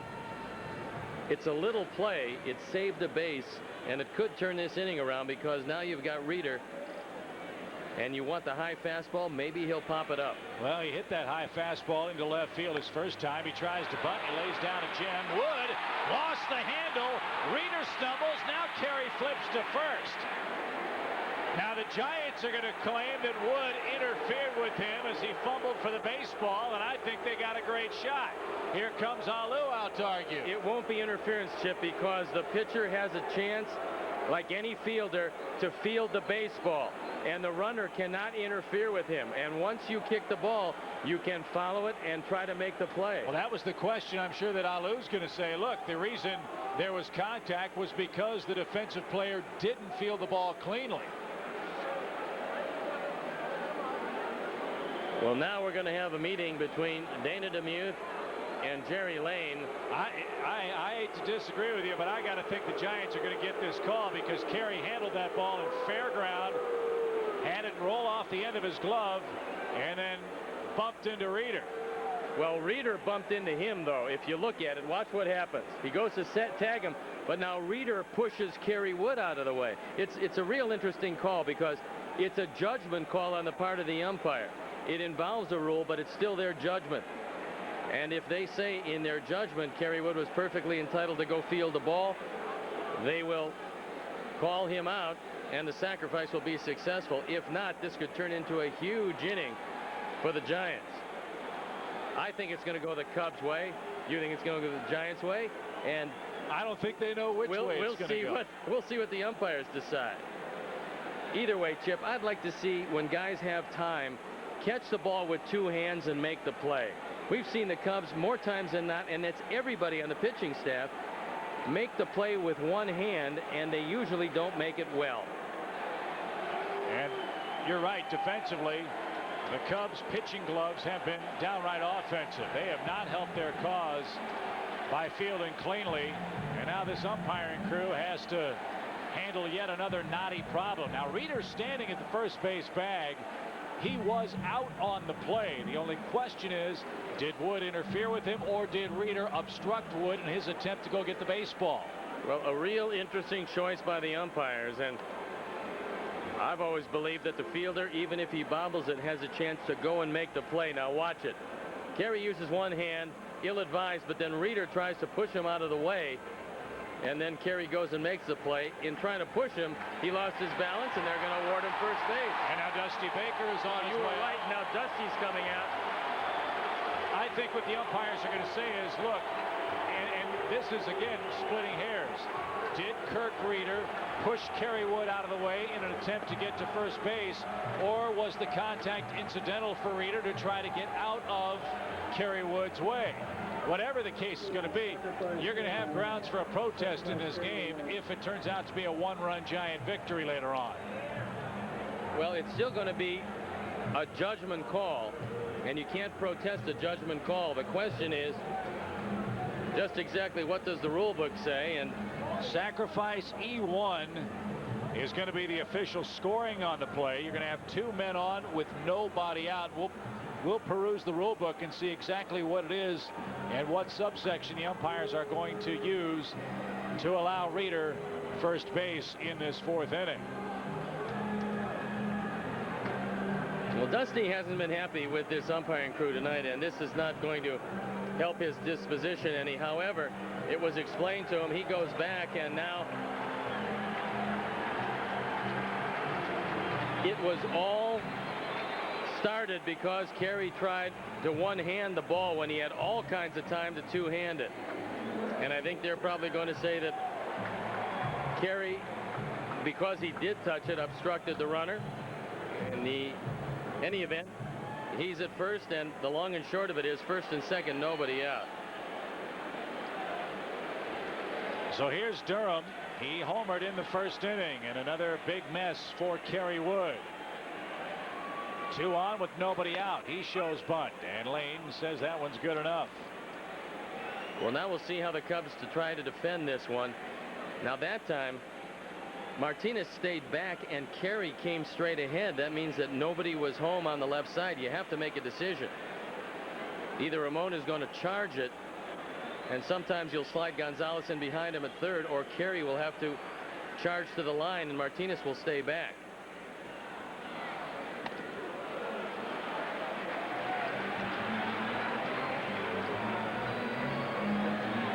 Now Durham, I've seen bunt for a base hit. I don't know if he wants to give the at-bat away, because Durham's been swinging the bat real well, and Aurelia, who's in the on-deck circle, hasn't.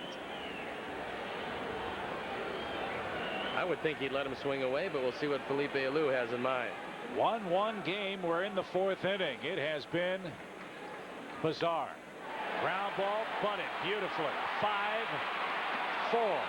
The sacrifice works. They're at second and third with 1 out, and Aurelia the batter. 2 teams that have gotten in first place by a solid fundamental baseball. The Giants now a chance to take the lead because the Cubs can't field at the moment. Martinez only has 1 play, and Damian Miller is yelling first all the way because there's no place else to make the throw. So Kerry Wood in a jam.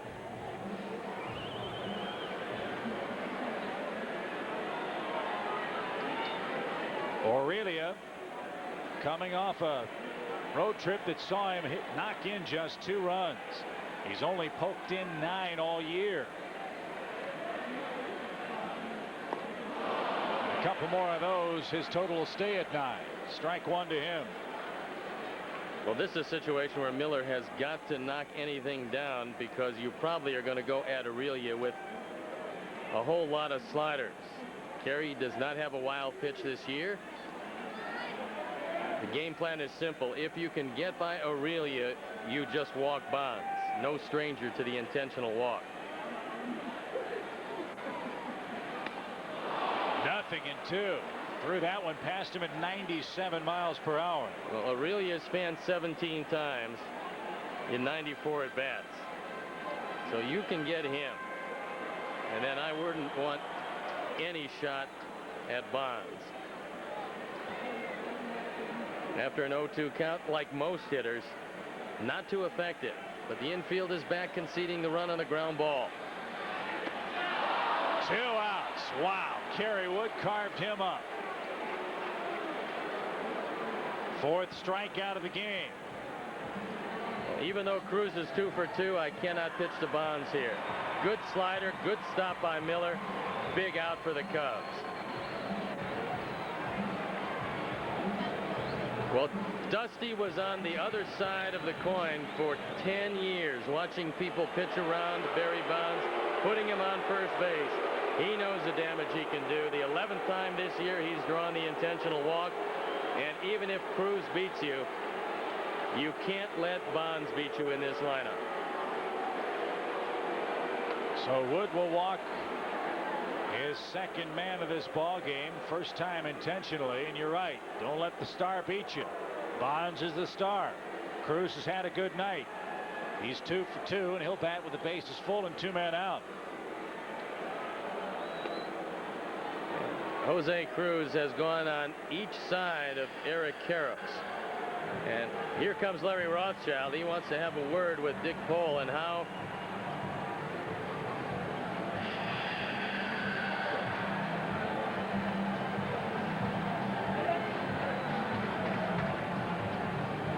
and now everybody comes in except for Alex Gonzalez, who probably knows what they want to do with Cruz Jr. Something they haven't done so far tonight, and that is get him out.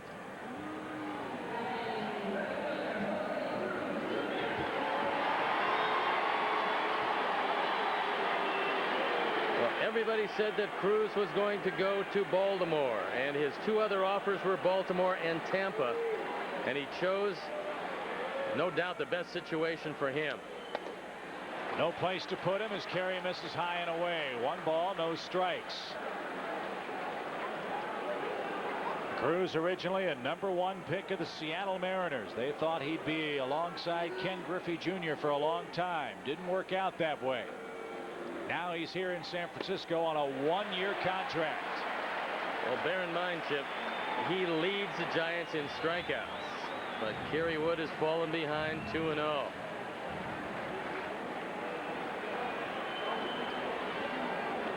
On a chilly night, you can see the perspiration soaking through Wood's cap. And now he's in real trouble. Ball 3, 3-0.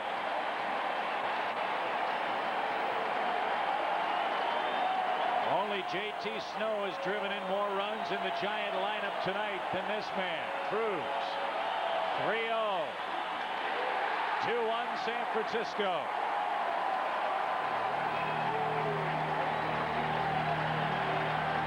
Grissom scores.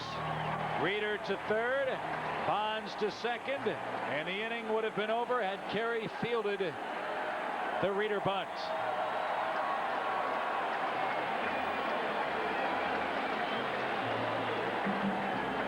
So here's Santiago. He walked his last time up. He also took strike 3.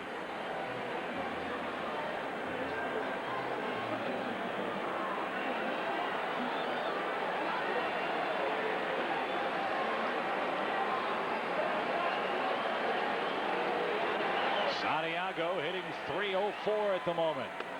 And the big breaking ball misses. Kerry's missed with 5 in a row unintentionally. 9 in a row if you count the intentional walk.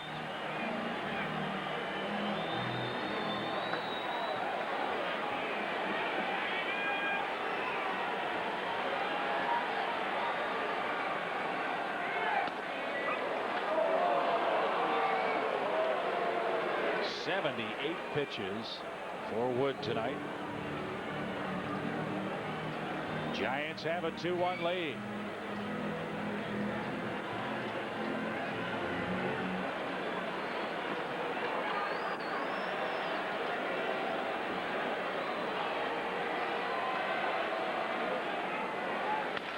Ground ball slowly hit toward third, and the force play retires Barry Bonds. 1 run, 1 hit, 1 error, and 3 left. It's 2-1 San Francisco after 4. Garden Claw, one of America's favorite garden tools, is good as gold. It adjusts to fit gardeners of all sizes. Garden Claw Gold helps you cultivate, loosen, aerate, and weed without being tough on your back. The claw's steel tines tear through all kinds of soil, even clay, bringing moisture and oxygen to plants' roots. And it turns weeds and leaves into beneficial mulch. Garden Claw Gold makes a great gift. Available at Menards, Sears Hardware, and participating Ace, True Value, and Do It Best hardware stores.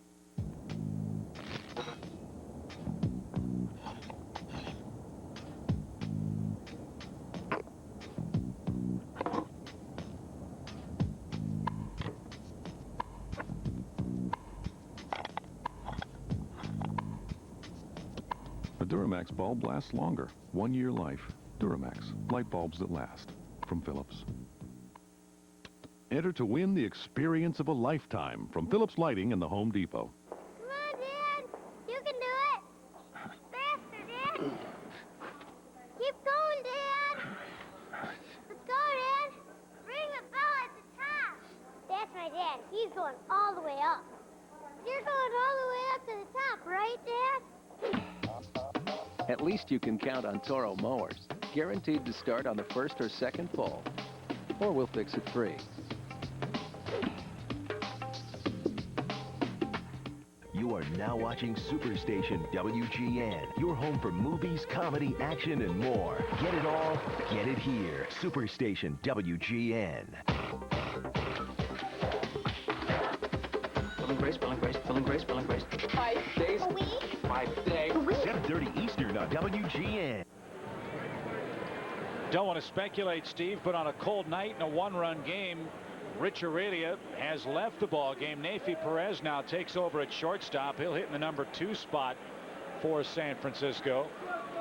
And maybe Rich hurt himself taking that awkward 3rd strike swing in that giant 4th. Well, normally the way Aurelia hits, you hate to lose him, but they want to make sure they don't lose him for any length of time, so they're erring on the side of caution, and he leaves the game. And we're guessing that the reader at bat was the result of obstruction from Kerry Wood. Live ball in play. He fumbled it, then ran into Reader, the base runner at the time, and they'll test Perez quickly. Double clutch, low throw, and he got his man. Good play by Perez, who almost took too much time, but he got Grudzielanek for out number 1. Once Alfonso dived over this ball, it became a tough play for Perez, who's got an awfully strong arm. And he was able to just barely record the out. And Chip, I guess the interpretation was this. You could make a case that Reader pushed Kerry Wood out of the way. Yes, you could. They're making the case, and the umpire saying the obstruction came from Wood after he caught the ball. You would eventually, I guess, have to allow the runner to clear you before you made the play because he obstructed the runner in his path to first base. That ball driven toward right center field. Grissom got a good jump, but it's over his head. And Alex has 2 for sure. He'll cruise into second base with a 1-out double. And a 5-game hit streak, 10th double of the year for Alex, and the Cubs back in business, down a run. Well, it looked to me like Grissom might not have run to the spot quite quickly enough. I think he was fooled by this one. This one hit awfully hard, and Marquise, as you see him, he starts cutting straight across, and then he went back. So that time, not the best judgment, but he got rid of the ball quickly, and he kept Alex at second base. Well, let's see if Sammy can do some damage here. That's popped out of play for a quick strike. Sosa has walked. He's singled. He's 17 hits away from 2,000 in his career. And Chip, that rule, if any of you have the rule book, is 7.06. And you have to read a whole lot about obstruction to finally get to the interpretation. A lot of subsections in that particular rule. There's no doubt about it. And You are right. You could make a case either way, and that's what made the call so difficult for Jerry Lane. Well, I think when they explained it to Dusty, that's when he went back. He pleaded his case and knew he wasn't going to win it because even though it is obstruction, it still is a judgment play on just who obstructed who. And it's all academic if Kerry fields his position. And that comes down to fielding with two hands when you have a whole lot of time. And that led to the second giant run. Now we'll see if the Cubs can come right back. We'd love to hear from you. Our email line is up and running as always. And our address will flash on your screen here in a second. Cubs on WGN at chicagosports.com. Well, Santiago went out and told Reeder to be careful. This guy can put you down a run in a hurry. Off the end of his bat and out of play.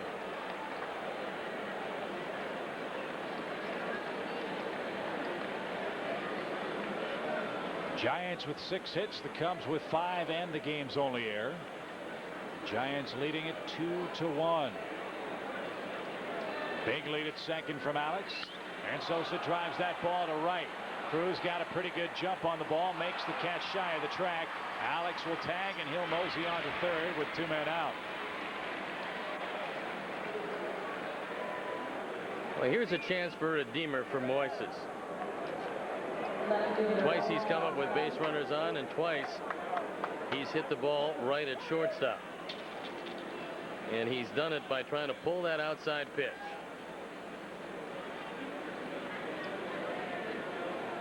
And Moises paid the highest compliment to Dusty Baker, and has a number of times. He said he played for his dad for 4 or 5 years, and he compares every manager to his dad, and Dusty is as close to his father, who he reveres as a manager, as anybody he's ever seen.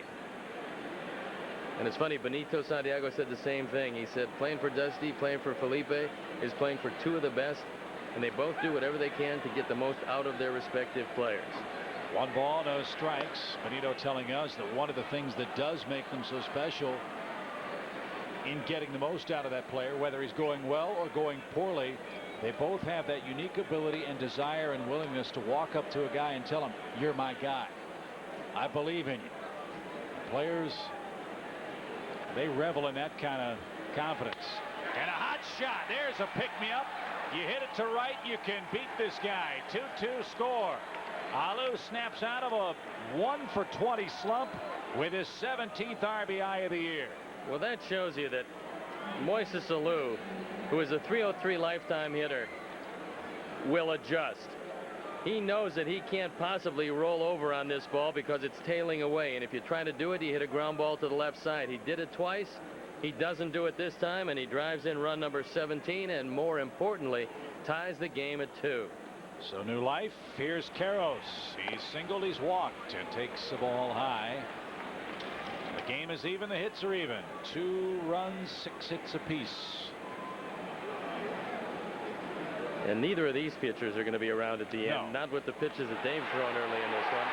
And Alou got picked off first. Well, the good news is he drives home the game-tying run. Bad news is he was looking at Reeder, and Kirk picked him off. Bottom of the 5th inning coming around. We're tied at 2.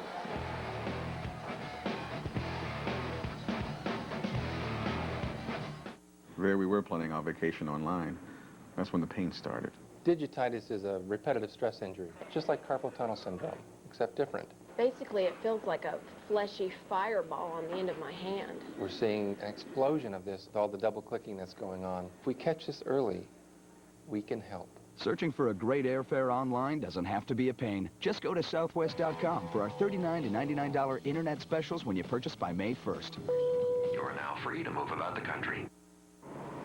Automobile Magazine All-Star, 5 years in a row. Winner, $35,000 to $40,000 category, AAA Auto Guide. Since the current BMW 5 Series was first introduced, we've found very little to improve on. And apparently, many others would agree. Car and Driver Magazine, 10 best, 6 years in a row. BMW, the ultimate driving machine. Take me fishing, because our boat's cooler than any video game. take me fishing and make me feel 16 again. Take me fishing because I miss my boy.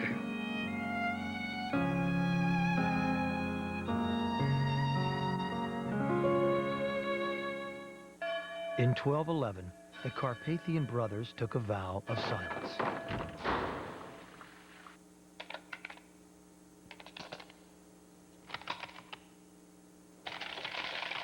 Luckily, it only pertains to offline.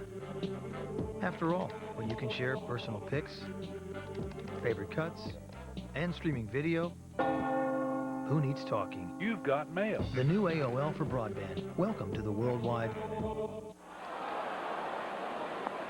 An RBI single for Moises Alou ties the game at 2 as the Giants bat in the 5th inning now. This can be an irritating game. I've already told you that. And it's proven again here tonight. Now, what happened with Rich Aureli? You're more familiar with that than I am. Well, I've never heard of this particular injury, but Rich Aureli left the game because of an irritation in his left eye from a contact lens.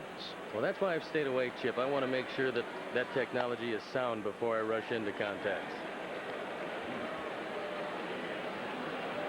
I've heard of guys having their eardrums punctured with a Q-tip. I've heard of guys slamming their thumbs in the car door, but I haven't heard of that one.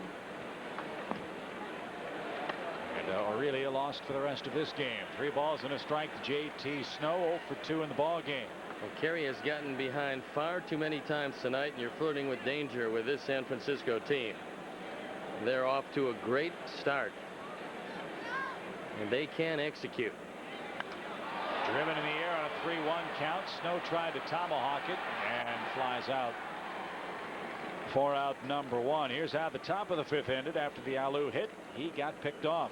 First pickoff of the year for Kirk Reeder. And it's very reminiscent of what Terry Mulholland used to do. You're just standing there. You're thinking that, well, I've got little time to take a step. Think again. Moises picked off and the Cubs out of the inning, but not before they tied it.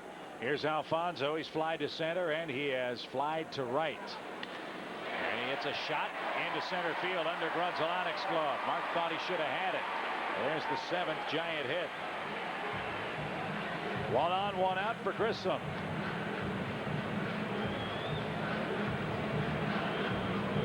Hard hit ball, and it looked like Grunzelonic might have dived over it.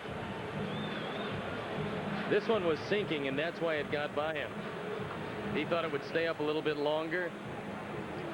It hit the ground and skidded out to center field. So fortunately, they have a man on that is not one of the speediest base runners on this team, and the bullpen up and going. A strike to Marquise Grissom. He's been one of their hottest hitters the last 2 weeks. His batting average has climbed into the mid 260s. Well, 1 more of those and it's going to drop. 0-2. Well, you have your choice now, and both of them probably will get you the strikeout. You can go with the face-high fastball, but I just throw him another slider. Joe Nathan thrown in the bullpen, and after having a whole lot of work done on his arm and going through a lot of physical problems, he's healthy and throwing wonderfully. There it is. 2 outs. And in this 2-2 game, Reeder comes up with a runner at first here in the bottom of the 5th inning. And before he bats, we'll tell you what's coming up on WGN. Superstation WGN presents the classic American film about life, love, and coming of age. See it for the first time or see it for the 101st. George Lucas's American Graffiti. Wednesday at 7:30 Eastern on Superstation WGN.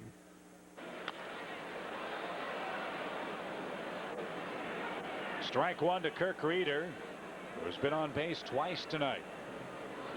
Coming off 2 straight no decisions is the Giant left-hander. And I would rather face Kirk Reeder next inning than Joe Nathan. So perhaps retiring Grissom gave Felipe Alou incentive to keep Reeder in the game. Nathan has been 13 appearances and no ERA. Pretty good cut that time, 0-2.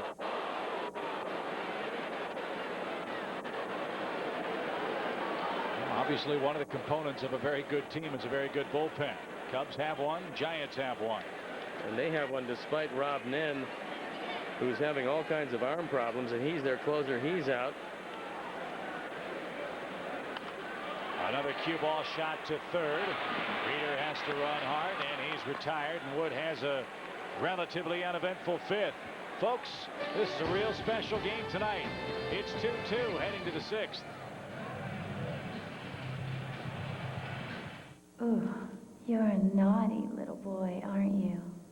Keep it up, and I'm gonna give you a spanking. I'll teach you the meaning of respect. You're not getting any of my Bud Light. Do you hear me? No kisses for you. Not till you learn to obey me. Now, get down on all fours. For the great taste that won't fill you up and never let you down. Make it a Bud Light. Guys everywhere are defying gravity. Mach 3 Turbo. Total comfort shaving down or up. An anti-friction coating on the blades. Plus more lubrication. So even against the grain, you get less irritation. Unbelievable. Mach 3 Turbo from Gillette. Papa John's Grilled Chicken Alfredo. You expect the best. We deliver. Try our new Grilled Chicken Alfredo. Just $10.99. Call us now. We'll be right there. Better ingredients, better pizza, Papa John's. Geico's always been about savings, but he really brought customer service to a whole new level. We settle a ton of claims in under 48 hours. Guaranteed claim repairs? That was his idea. Customer satisfaction is at an all-time high. You know what he represents? A commitment to excellence. And he deserves this award.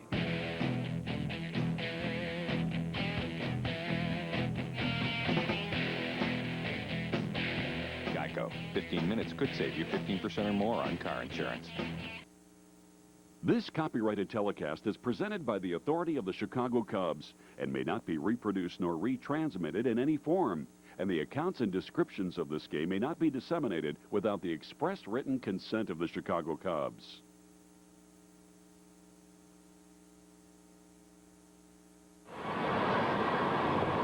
Beautiful Pacific Bell Park and Willie Mays Plaza in the China Basin area of downtown San Francisco. We've been treated to a big crowd tonight and a 2-2 game between two first-place clubs. Wood and Reeder both have struggled to throw strikes consistently, yet they've kept their teams in the game. Well, I got a feeling that Kirk Reeder is out there on a very short leash. Joe Nathan continues to throw in the pen, and if Reeder has any problems, they will go to Nathan. Eric Karros, the first man up. Remember, he was in the batter's box when Alou got picked off.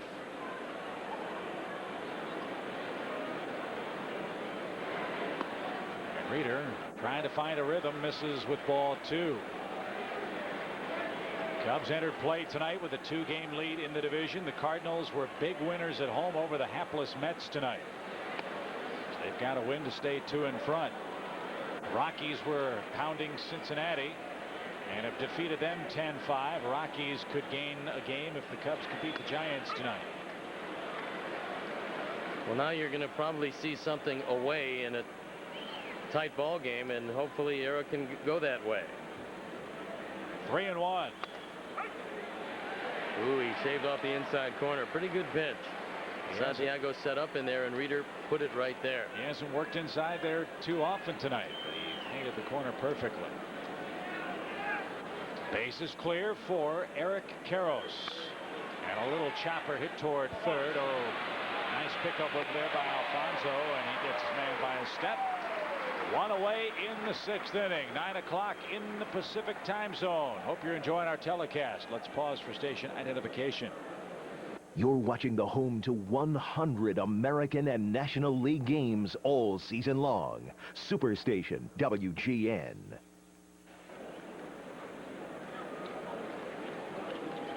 The WGN 9 o'clock news will follow us from San Francisco tonight. Still not sure, Steve, if that's yesterday's news today or tomorrow's news. Well, you have a big advantage because everybody knows already what happened. That's true, yeah. Could be about a day ahead of time by the time the news comes on. And Corey Patterson hasn't really looked to the right side. Everybody is back with a pitcher that falls off the mound to the third base side. But when Corey's swinging the bat well, he doesn't think about a bunt. If he did, it would be a hand-me base hit. Well, he drove Cruz to the wall in right last time up. And this one shot toward the gap in left center field. Bonds can't get that. That's going to bounce off the fence. Corey's got two. Big turn there, and he'll put on the brakes. Corey hit that ball real hard the opposite way. And that's probably why he didn't bunt. He saw something that he really liked in Reeder, and you can only wonder how long Reeder will stay in this game. The 6th double of the year for Corey Patterson, who stays down on this one, drives it the opposite way. And that's the wind tunnel in this ballpark. If you're going to get it out consistently, you're going to hit it out in left center field. Marquise Grissom said that between the chevron and the 382 sign, the ball just rockets out of here, especially during the daytime. So a go-ahead run in scoring position. Here's Ramon. He's 0 for 2. Who has the advantage, the pitcher or the former teammates? I think it's flip a coin. You make good pitches, you get him out. If not, he'll hurt you. I'm just kind of surprised that Reeder is still around, because he's got to be tiring somewhat with Nathan throwing.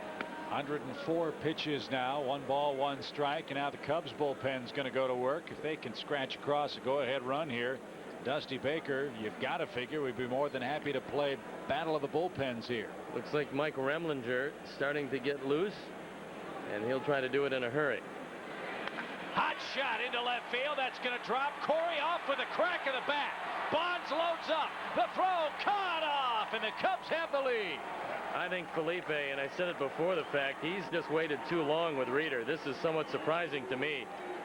Nathan has given up nothing. This is the 2nd time he's been up. He's obviously loose. The Cubs have the lead. They'll take it. And a great piece of base running by Corey Patterson, who got a tremendous jump, and Chippy hit it right on the head. He realized this ball was going to drop in front of Bonds. He knows that Bonds is accurate, but his arm is not overpowering, and Corey Patterson scores rather easily. So the Cubs have a 3-2 lead, and Damian Miller in the box. And you're right. They're going to let Reeder continue on here. Now Remlinger comes back from the bullpen and has a seat. Kerry Wood's going to have the top of the Giant order coming up in the bottom of the 6th inning, with his pitch count elevated. Let's see what happens here.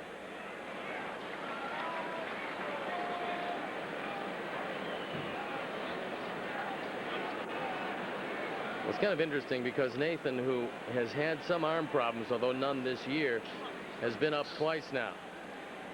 Somewhere along the line, you're going to either have to shut him down or bring him in the game. 1 ball, 1 strike. Team from across the bay, the A's were victorious tonight. 3-2. They beat the White Sox and Bartolo Colon. Barry Zito went against him, though, and that's a great matchup, Colon and Zito. And Keith Folk got the save. That's his 7th. Well, they wrote a nice article about Folk in that trade for Billy Koch. And although Koch is a completely different pitcher, one is a power pitcher, one you would say a finesse pitcher with a great straight change, but they're very happy with Keith Folk. He's had a terrific start for the A's. A ball and a strike to Miller. That's downstairs. Wood waits on deck. He's got a 1-run lead. Giants scored first in the 1st. Ray Durham hit a solo home run. Giants added their 2nd run in the 4th. Cubs scored in the 3rd, 5th, and here in the 6th. That went into the right field corner, and it is foul by inches. That one didn't miss by much with Dana DeMuth on the call, and he was straddling the line, had a real good look at it, and the Giants get a tremendous break. It was the hit and run. Martinez scores easily, and that one just foul as Damian Miller cut it right down the line and didn't miss by much. Watch it again. We'll slow it down for you and take a look. About 6-8 inches foul, and it cost the Cubs a run.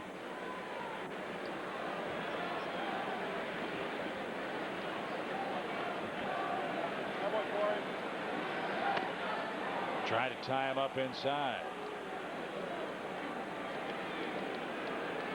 Well, if you're Dusty Baker, I'm thinking you run here with Martinez.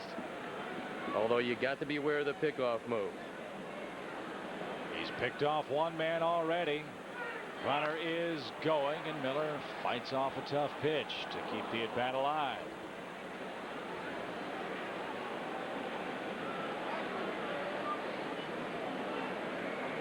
Dusty Baker returns home, and they love him in this city. He spent 15 years between Candlestick, 3Com, and now Pac Bell. Well, he said that's one of the advantages about coming home. This being one of his homes, a little ground ball toward Nancy Perez. He has but one play. Wood can help himself if he's allowed to hit, and you figure he will be. He gets to stay at home, sleep in his own bed. He said of all the things he misses about San Francisco, he really misses his dog. So got to walk the dog, went to get a haircut, and he said, I knew the way to the ballpark. So all in all, a pretty good day for him. It'd be even sweeter if the Cubs could win this game tonight. Well, the best part about this, as far as both teams are concerned, is they're both doing very well, and they both got excellent managers.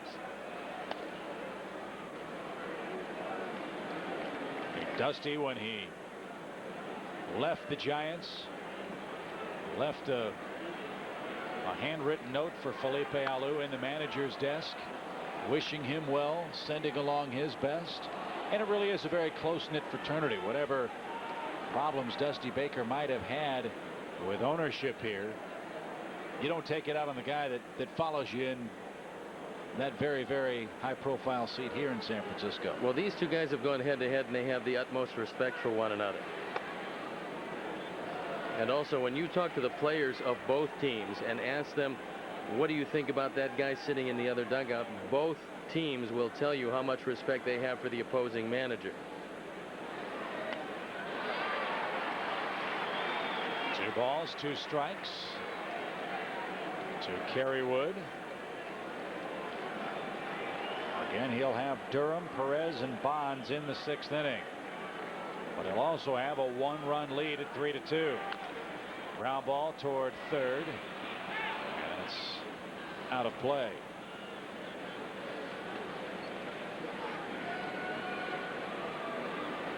Cubs trying to beat their second left-handed starter of the year.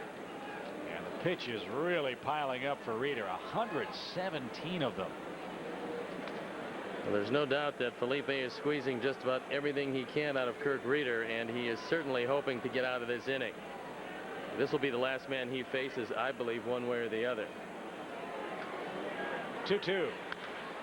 Chop to the left side. Perez surrounds the ball, hops and fires and gets his man. Cubs get a double from Patterson, a single from Martinez, and take a 3-2 lead.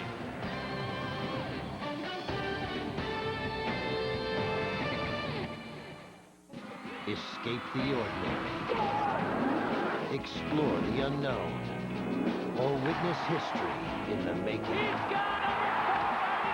happens every day on Superstation WGN. The cable network that brings home pro sports, great comedies, movies, and a whole lot more. Take us out! All day, every day. Get it all. Superstation WGN. You say you 1 for the trouble, 2 for the time. Come on, y'all, let's...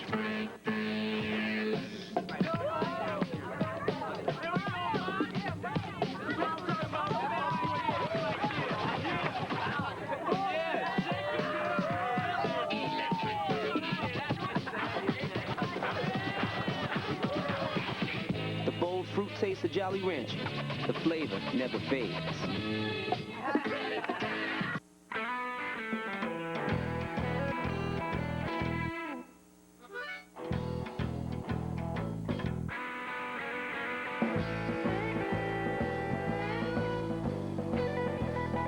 The same performance and reliability you've come to expect in our cars is also available in Honda generators, mini-tillers, string trimmers, and lawnmowers. It's your life. Turn it on.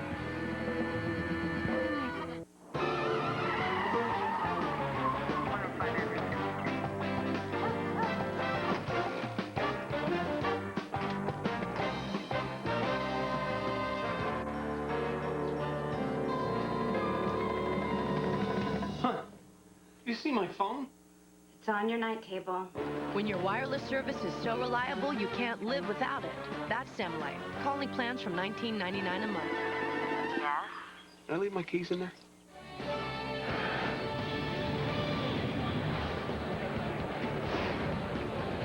The Cubs and Giants battling in game one of this three-game series. 3-2 our score. Steve, single runs. The storyline tonight, Kerry Wood and Kirk Reeder have fought their command, but the Cubs getting a clutch hit from Patterson, an RBI single from former Giant Ramon Martinez puts him in front here in the bottom of the sixth inning. Ray Durham becomes the key to this sixth inning. You retire him, and you got Neifi Perez up next for his first at bat of the night. You want to face Bonds with nobody on in this inning. Durham thinks about a bunt, and Kerry drops it downstairs for ball one. Scoreboard here shows 92 pitches for Wood in the game. Reeder was approaching 120. You've got to figure he's out of gas. We shall see. 1 ball, no strikes to Durham. Nobody up in the bullpen. And with Nathan now having loosened up twice on a very cold night, it looks to me like he's going to stay with Reeder unless he gets somebody else up in the pen.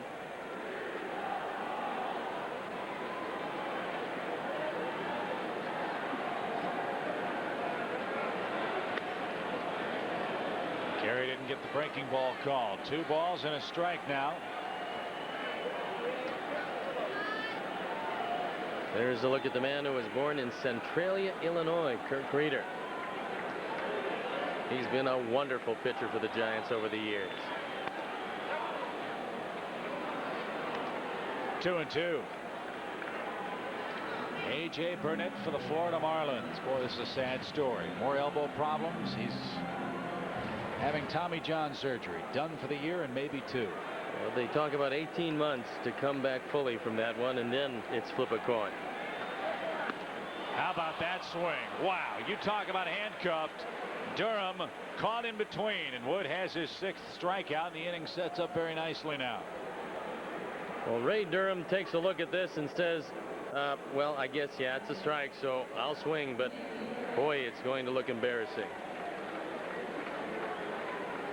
And when you've got that much rotation on that slider, sometimes you just make the hitter look overmatched, and that time a very good hitter was overmatched. So Neifi Perez bats for the first time here, and now the bullpen goes to work again for the Giants. Well, I believe it's Nathan again, and this time he has got to be coming in this one.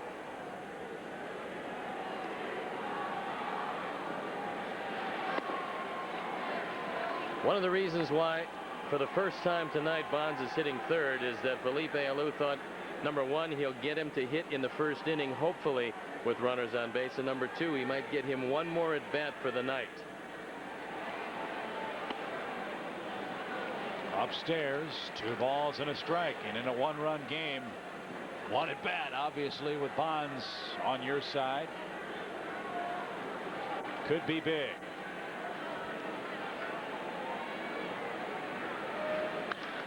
Slap toward left. Alou got a good start, but can't make a play. It's well into the seats. Well, Neifi has been very consistent, hitting just 208, but his strong side, hard 208? well, the strong side, the left side, where he's hitting 211.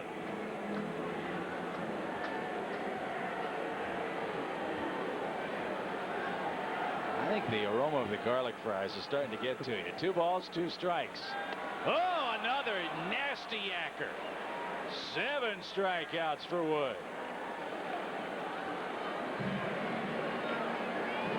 Well, Neifi Perez hasn't hit tonight, so when he looks at this one, he has to do 2 things at one time: swing and get his back foot out of the way before he gets hit.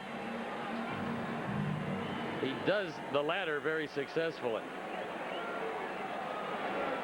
Well, that'll make him a little more consistent in the lefty-righty thing. Here's Bonds. He's been hit by a pitch, walked intentionally, and he also has a base hit tonight. You have to make sure that you stay away enough from this guy, or if you go in off the plate. Again, you cannot let him beat you here. That last swing by Nathy Perez kind of reminds us of the way our old colleague Joe Carter used to swing the bat in his latter stages. Joe's watching the game back in Kansas City, and Joe, we hope you're doing well, and congratulations. In order. He never swung like Joe's daughter is going to Harvard, so congratulations on everything except the tuition. It's a mere pittance these days. I heard it's going way down. Yeah, it's only 38 grand. I think he hit him again. He got him again on the foot. So Bonds hit by a pitch for the second time, and about now he's going to be hopping mad. But at least you make sure Bonds can't hit a home run with him hobbling to first base. Well, Kerry's hit 2 tonight. Both have been Bonds, both on essentially the same pitch in essentially the same place. And so the fans here booing. But as the old adage goes, if you hit him, he can't hit you. Well, unless he charges the mound. Well, both of them, Chip, hit him on the mound. Right. These Both days. times. It's going way One time on the front foot, this time on the back foot. I think he hit him.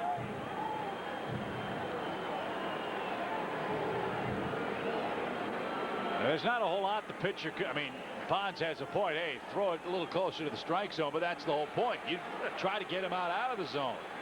And on 2 hops, Bonds has been hit by ricocheted pitches. And now Jose Cruz Jr. becomes a very integral part of the game. He's singled, doubled, walked, and driven in a run.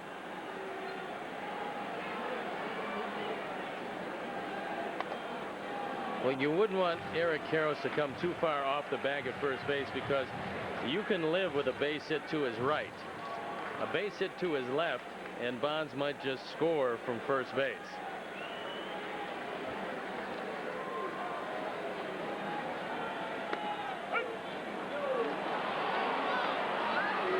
Two balls and a strike.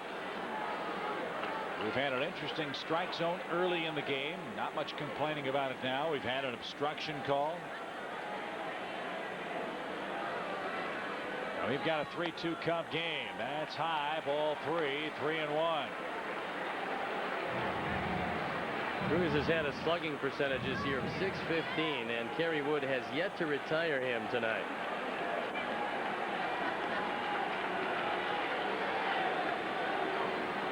Dangerous pitch.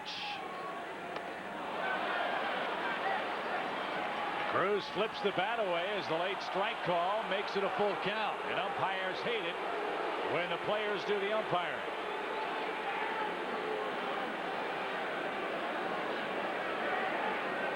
Jerry Lane didn't even need an appeal. He said that Cruz swung at it. Now Cruz throws a bat away. This is a good slider. I'd throw another one, same place, and I don't think he will be able to check his swing. If it doesn't hit him in the foot, should be a good pitch. Runners going, 3-2. It is the slider. This time it's too far inside, and now you've got righty versus righty and Benito Santiago. 4 Kerry Wood walks in the game, 2 hit batsmen in the game, and 7 strikeouts in the game.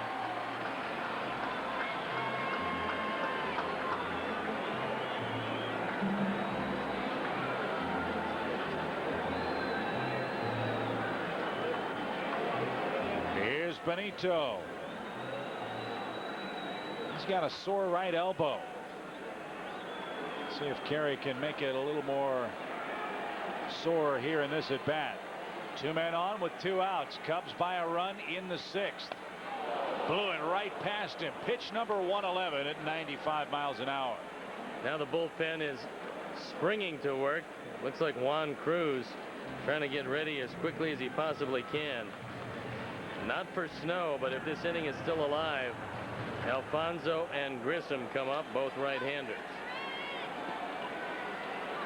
Remlinger was up briefly earlier in the game. Now it's the right-hander, loosening in a hurry.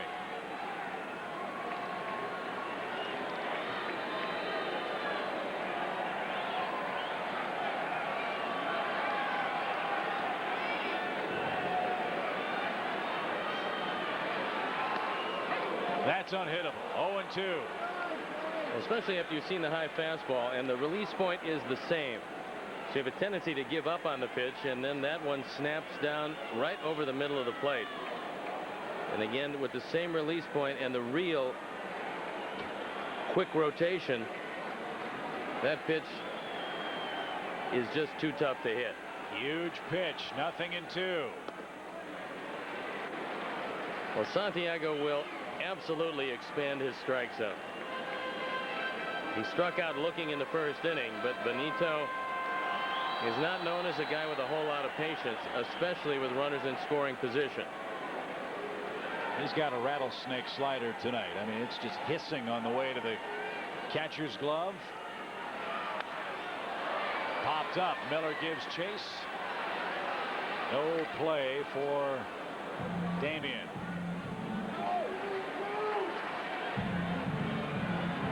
Dusty and Alou, I'm sure, said to their teams, to the media, this game is no more important than any other they have played or will play.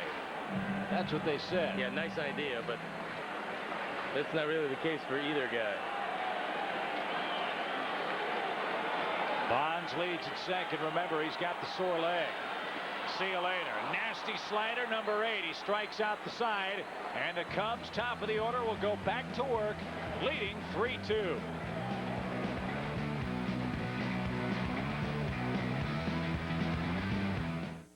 Chicago Cubs baseball brought to you by Pepsi, the official soft drink of the Chicago Cubs.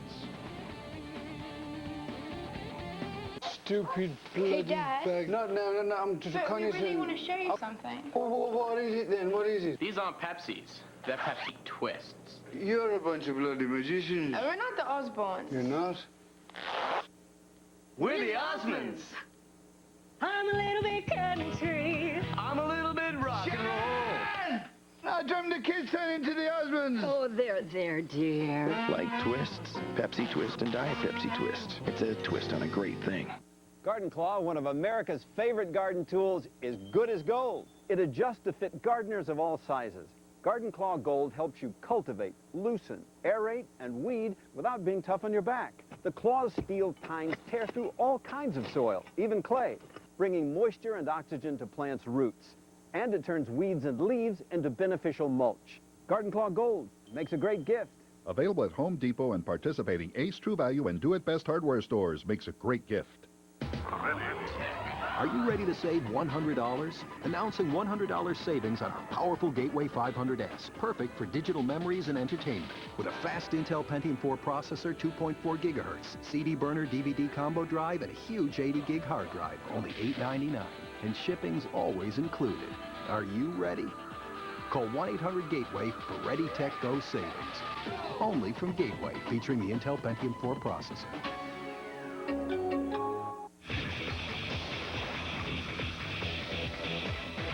Roddenberry's Andromeda. Sundays at 8 Eastern on WGN. Well, Stoney, you figure this one's going to turn into tonight the battle of the bullpens, and the first man out for the Giants is right-hander Joe Nathan, and in a word, he's been scintillating for them. This is his 14th appearance. He has yet to allow an earned run. He's 2-0. In 15 2/3 innings, he's given up 8 hits. So he has been pretty close to unhittable, and at one point they thought he was going to be a star major league starter. He's had some arm problems. He's come back through the bullpen, and this year he's been a revelation for them. So he'll start at the top with Gruzzolani. And what he does have is a great overhand curveball. But to make it effective, you have to get ahead, and bear in mind, he warmed up for an awfully long time in the bullpen.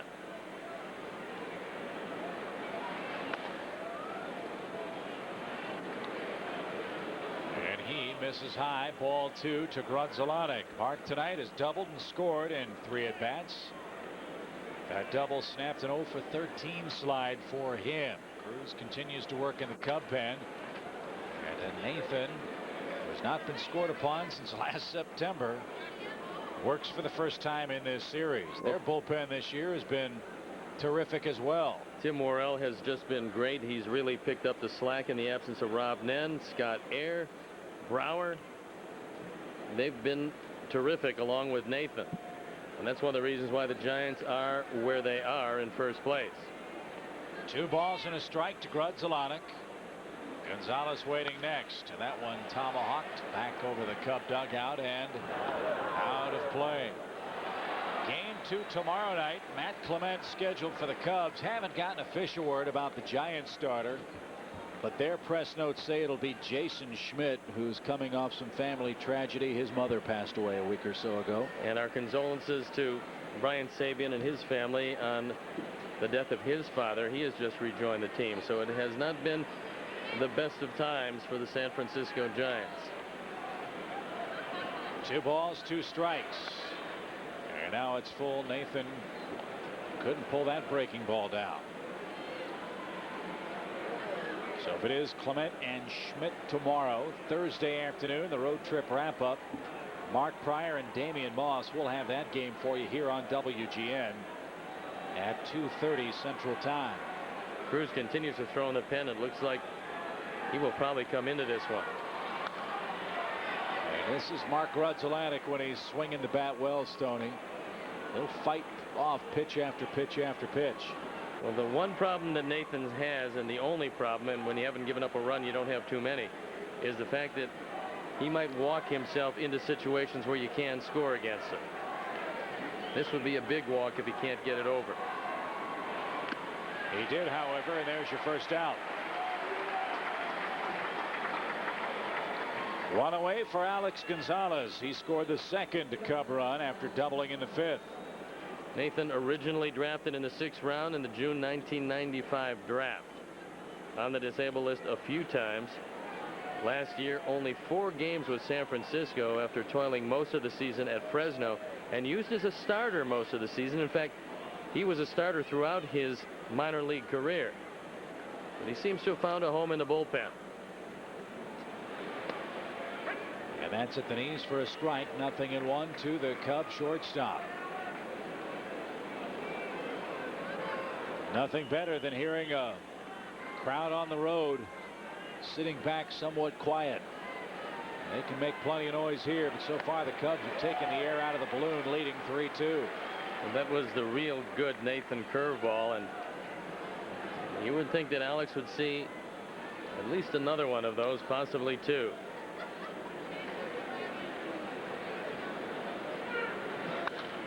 Popped him up right side, and Cruz and Durham will converge. Cruz, the outfielder, has the easier play. Here's Sosa. Good bloodlines for Jose Cruz Jr. His father was just a terrific player, and I think they're absolutely thrilled with the defense that Cruz has given them in right field. Now they know that he can play center, but with Grissom here, they feel they have a whole lot of room covered because Cruz plays right like a center fielder. He can really go get him to his right. Some in the crowd want Nathan to pluck Sosa. They don't need to do that. Down a run late in this ball game. Sammy's walked, singled, and flied to right. Well, and also there's no doubt that Kerry Wood was not throwing at Barry Bonds. When you hit a guy on a bounce with sliders, you're not going at him with evil intentions. Yeah, if he wants to hit him, he's got the stuff to do it without hopping it up there. 1-1 to Sosa. The pitcher spot for the Giants due up 4th in the 7th inning.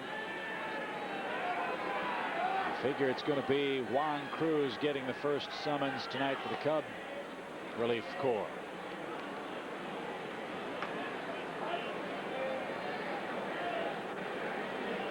Every National League game tonight west of the Mississippi in a scheduling oddity. 2 balls and a strike to Sosa. And that time Sammy didn't react very well to what looked like a breaking ball away. But a good curveball can do that to you. And Nathan has a good one. It's been 6 innings, 8 hits, 3 runs allowed, 2 outs, 3 strikeouts. Between 117 pitches, 117, 66 to make the strikes. 117-66. He's got Sosa set up. 2 balls, 2 strikes. Backs him off the plate for a full count. Well, not many of these Cubs have seen Joe Nathan, but one of the guys that has is Moises Alou, who's in the on-deck circle. He's hitting .500 against him, so you hope that Sammy can keep it alive and face Alou with Sammy on. The windup now, the 3-2 pitch is hit a mile high into straightaway center field. Grissom should handle cleanly. And we head to the 7th inning stretch. Great ball game in San Francisco. 3-2 though, Cubs lead it.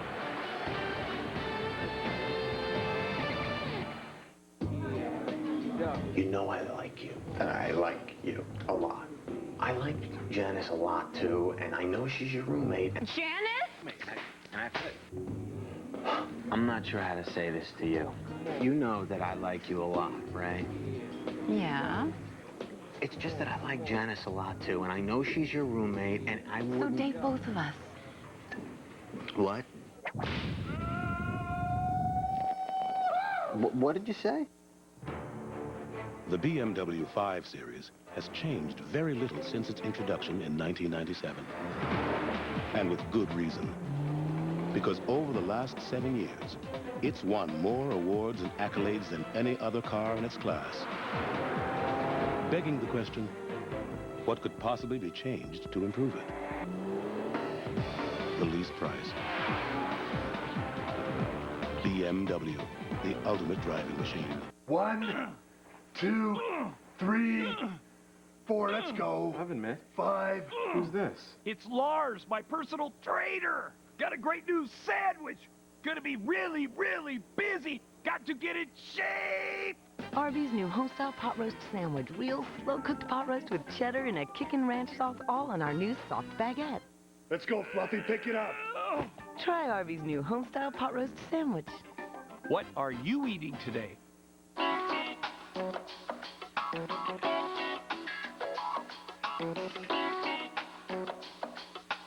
Michelin designed the cross-terrain SUV tires specifically for SUVs to help provide responsive handling and a smooth ride. You'd be surprised just how smooth.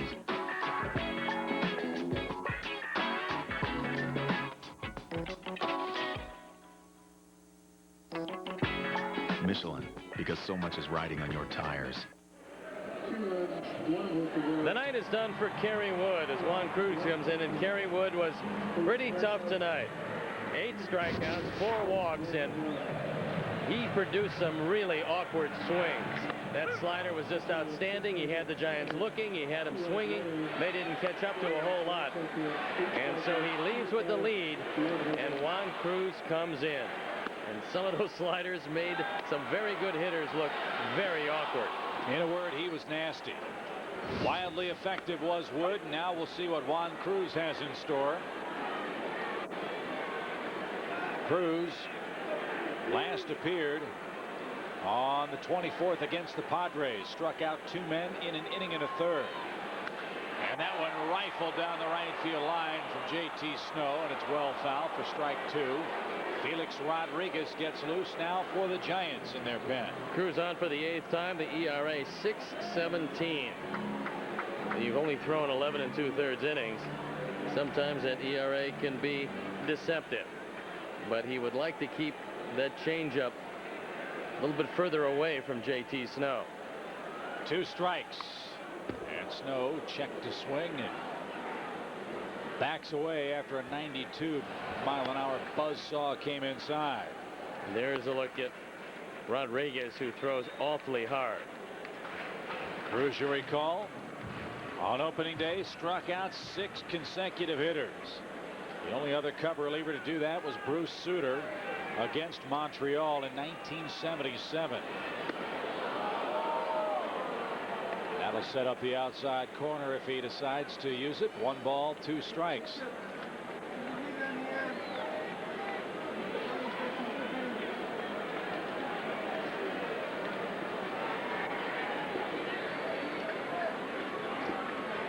One, 2. Let's go to Kerry Wood, 115 pitches, 115, 64, 115, 64. Cubs trying to hand the Giants their 3rd home loss of the year. And that one just missed. Full count. He was ahead of him 0-2. That was a pretty good changeup, and I think Cruz wanted that one. Jerry Lane said it just missed the outside corner. Don't need to put anybody on. That would represent the tying run here. With Alfonso waiting. He's one of the few guys that have had a couple of looks at Cruz, and he's hit him well. Every passing pitch. Snow gets a better look at Juan Cruz here. 3 runs, 8 hits for the Cubs. They've committed 1 error. 2 runs, 7 hits, no errors for the Giants. Well, with Nathan due up 4th this inning, if you retire him 1, 2, 3, you see Nathan. If not, it'll be Rodriguez. And Felipe Alou, if anybody gets on, will go to the bench.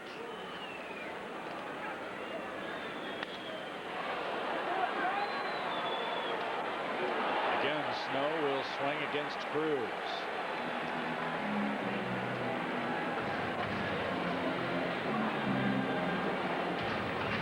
We've got the big cat Andres Galarraga on the bench, but Marvin Bernard against a right-hander might be the first guy off that bench. And as pinch hitters, the Giants have been woeful this year. Base hit. Snow outlasted him. Juan was ahead, 0-2, and the Giants now bring the potential go-ahead run to the plate. Sunday, May 4th, the first 10,000 kids 13 and under get an exclusive Dusty the Bear Beanie Baby with the Cubs logo, courtesy of Pepsi and Aquafina. This promotion is only available to Wrigley Field guests and comes with a commemorative card as the Cubs and Rockies duel at 1:20 p.m. Martinez thinks Alfonso is going to bunt. He's in close. And maybe that's why he did bunt.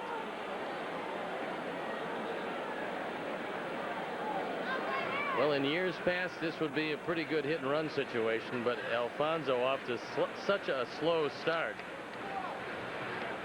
that I don't think they would chance it because Snow doesn't have any speed at all.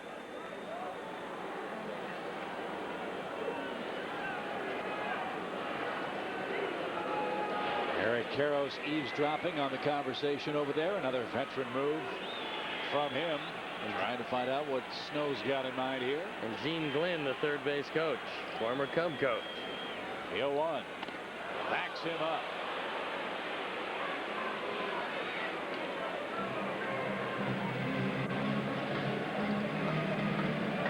Fortunately, this one does not catch a piece of the uniform. There's a look at Gino. I think he was hit by a ball before the game, and the trainer rushed out to attend to him, and fortunately he was okay. Alfonso trying to give the Cubs an out here. Swinging this time, and he drives that one into straightaway center. Patterson coming on.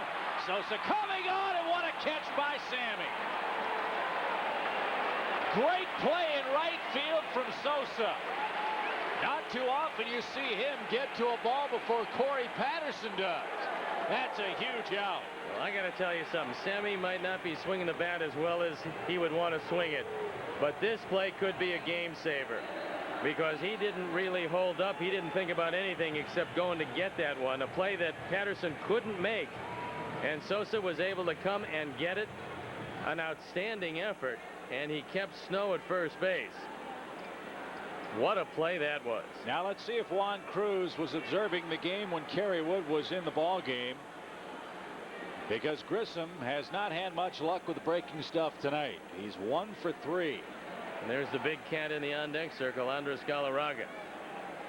Doesn't mean he will automatically come into this one, but Galarraga hitting .375 this year. One of the real great men in all of baseball and one of the great stories. Battled back from cancer. He's resurrected his career and he's still in the big leagues. 1 ball, no strikes. That ricochets off Miller's shin guard. It evens up. Cubs leading 3-2. Marquise Grissom spent last year with the hated rivals of the Giants, the Dodgers, where he had a pretty decent year, 17 home runs, and he hit .277.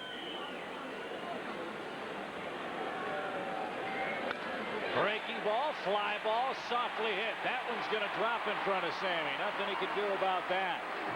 So Grissom a 2-hit game. And now the big cat will be announced.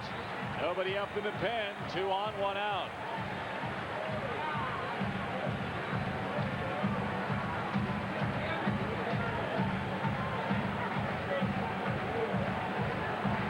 And now Remlinger is getting loosened up in a hurry.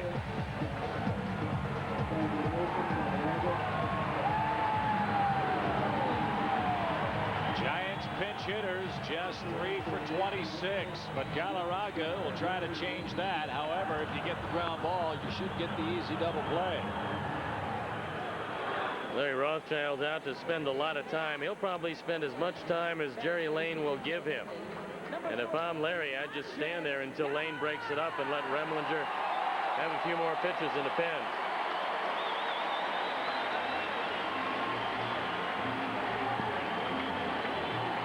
Remlinger was up earlier. Shouldn't take him too long to get loose if need be. And Andrus has seen Cruz just one time and has a base hit.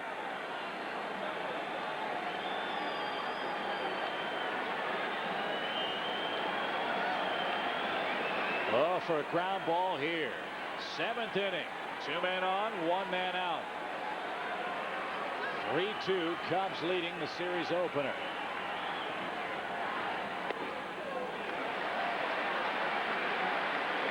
Andrus Galarraga can credit Don Baylor with resurrecting what for him was a career going straight downhill. He gave him a wide open stance, gave him a better look at the hitters, and Galarraga has spent probably another 10 years in the league because of Don Baylor. 1 ball, no strikes. 2 men on. Well, everybody wants to go inside on Galarraga, which is all well and good, but you have to get ahead to do that. And now Cruz is behind 2-0.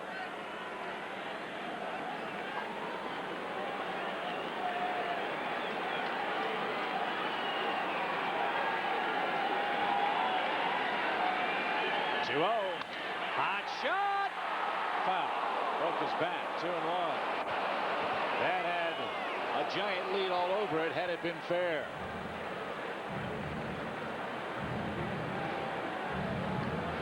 Dusty Baker, one of the secrets to his success is he'll let guys get themselves into and out of trouble. Let's see if it works here in the 7th. Well, now the signal from the bullpen as far as the Cubs are concerned is Remlinger is ready. The universal signal from all bullpen coaches is they take off their hat to let the bench know that if they want to make a change, their relief pitcher is ready to go. 2 balls and a strike. Runners lead. The pitch is ball 3.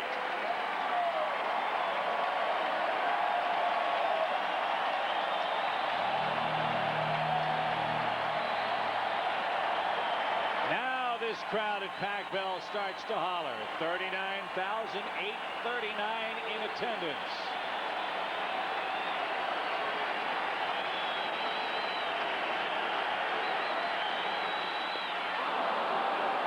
Real good pitch. One more of those might be called for here. 3-2. Looked to me like he might have thrown him a 3-1 changeup, and he had him well out in front of it. Now right-handers don't throw a lot of changeups to right-hand hitters, but 3-1, you cannot possibly be looking for that. It was a terrific pitch. 3-2 pitch. He rolls it toward the mound. You got time to get it, and they do. Galarraga rolls out. Anybody else running, that's an infield hit.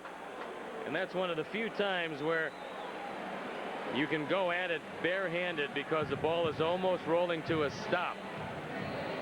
Cruz was able to do it with the big cat knocking at the door of 41 years of age going down the line. You've got some time. And he was able to make the play at first. And that's going to be it for Cruz. In comes Mike Remlinger. So Juan goes 2/3 of an inning. No walks, no strikeouts. He gives up 2 hits. Remlinger to face Ray Durham with runners at second and third. 2 outs in our 7th inning. Back with more in a minute.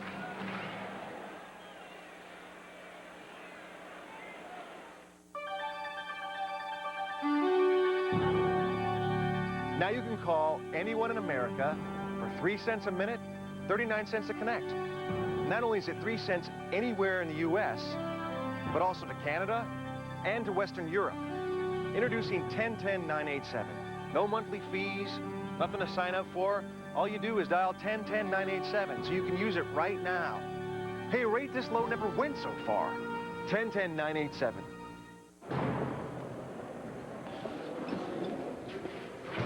Right. Got it. Mm-hmm. Yeah. Well, that's great news. I appreciate it. Goodbye. Well, I've got some fantastic news. I'm not here. No, it was Geico. Just saved myself a bunch of money on my car insurance. Geico. 15 minutes could save you 15% or more on car insurance. Murphy! Lawn weeds. Some products will kill them, but they'll burn holes in your lawn, too. Is there a solution? Yes. New Ortho Weed Be Gone. Weed Be Gone's exclusive Lawn Guard formula kills the toughest weeds without ever harming your grass. Guaranteed. So it's goodbye weeds, hello beautiful lawn. Ortho Weed Be Gone. Kills weeds, not lawns. Guaranteed. Ortho. Always the right solution. 3-2, 2 on, 2 out in the Giants' 7th. Mike Remlinger on to pitch before he faces Ray Durham. Let's tell you what's coming up on WGN. This summer, the machines will rise. But Saturday is Judgment Day. Arnold Schwarzenegger is more than a man. He's the ultimate machine. Terminator 2, Saturday at 11:30 Eastern on Superstation WGN.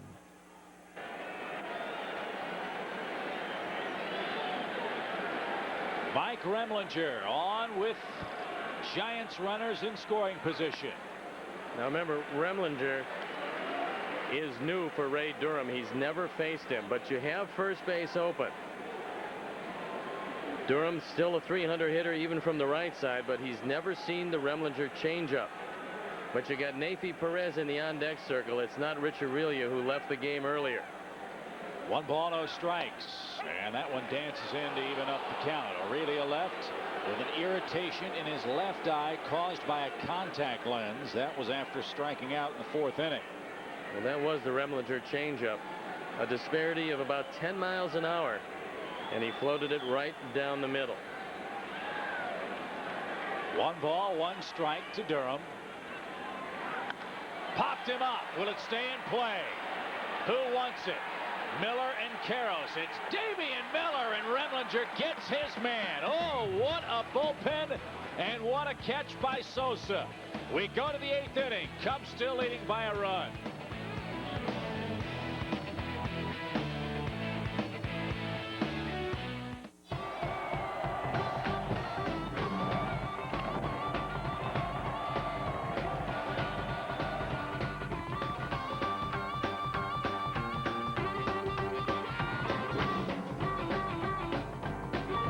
Mariners Sox, Saturday at 7 Eastern. American League, National League. Over 100 games all season long. Your home for baseball. America's Superstation, WGN. This is a grass-killing machine. Okay, it's a dandelion, but it can wreck your lawn. Scott's Turf Builder with +2 weed control is twice as effective as any other brand at killing weeds. Lose this and get this with Scott's Turf Builder +2. A breakthrough offer from Midas, America's trusted leader in brakes. Right now, get lifetime BSD brake pads or shoes for just $39.95 at Midas. And you'll never have to buy brake pads or shoes again for as long as you own your car. So how do you find the time to repair your brakes without stopping your life? The answer is Midas for fast, reliable brake service. Hurry into Midas today for lifetime BSD brake pads or shoes. Next stop, Midas. Lifetime brake pads or shoes, $39.95. Installation extra at Midas. Lucy!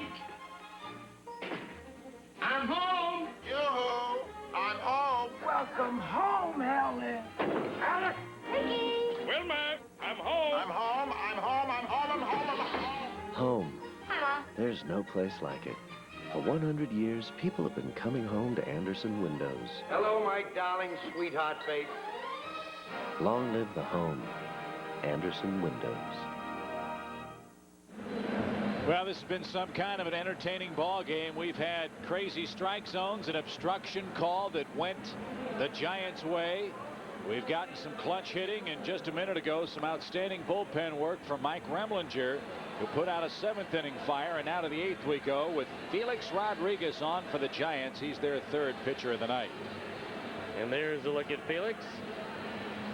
And they've been real good out of the bullpen. On for the 14th time, a 1-0 record, a 3.51 ERA. And the one man who hasn't had any luck with him is the first baseman who started this game, Eric Karros. With that in mind, he stopped Choi in the on-deck circle. Alou has hit him pretty well, and Choi will get his first look at Rodriguez, the hard-throwing right-hander, and the bullpen up and going now for Felipe Alou. It's like watching two maestros at work, watching Baker and Felipe Alou going head-to-head in the respective dugouts. Kerry Wood gutted out 6 innings of 7-hit, 2-run baseball. Walked 4 men, he hit 2 men, and he struck out 8. He's in line to win it. Cubs would dearly love a little insurance here, leading by a run. Moises Alou, a game-tying 5th inning single, scored Alex Gonzalez. 1 ball, 1 strike to him. Alou, Choi, then Patterson. You've got to figure Ayers getting ready for Choi and Patterson, the 2 left-handed bats. Lurking next. We shall see if indeed that's the case here.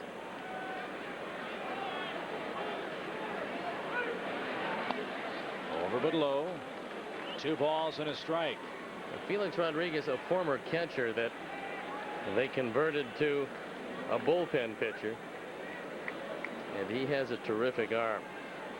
Like so many in both bullpens, can throw consistently in the low to mid-90s.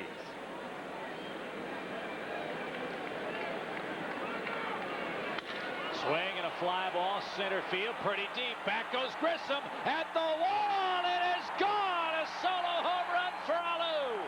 And the Cubs lead it 4-2.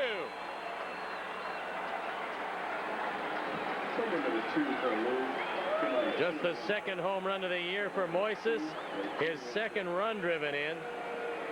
And his 18th for the year. Straightaway center field. Just barely far enough.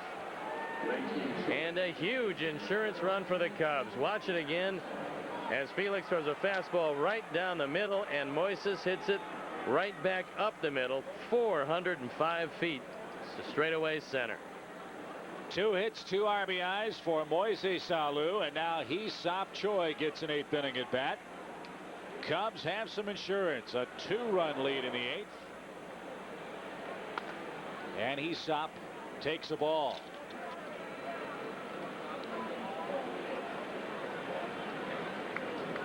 This one has turned into a whale of a ball game. We figured it would be very emotional from both sides, and we figured with 2 first-place teams it would be a well-played game. It's been every bit of that.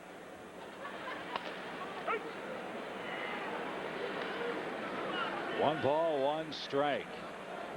Wow.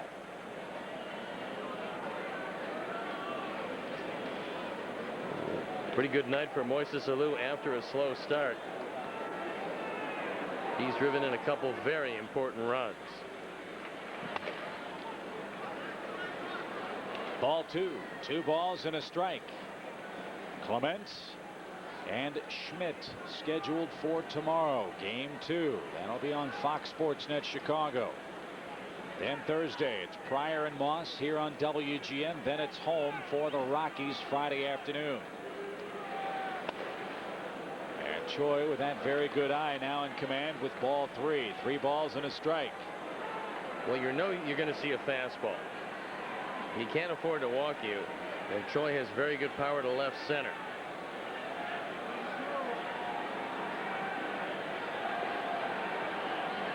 (3-1). Anthony's runs the count full. Corey Patterson with a big double and a run scored in the 6th inning, standing in the on-deck circle.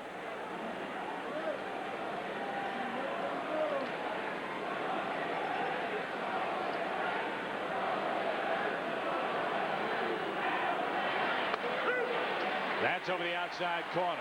1 out. Nice rally from Rodriguez there after the Alou home run. Well, his hittable pitch was 3-1, and that one just a little too tough. Perfect pitcher's pitch at 94, 95 miles an hour, and in a perfect spot.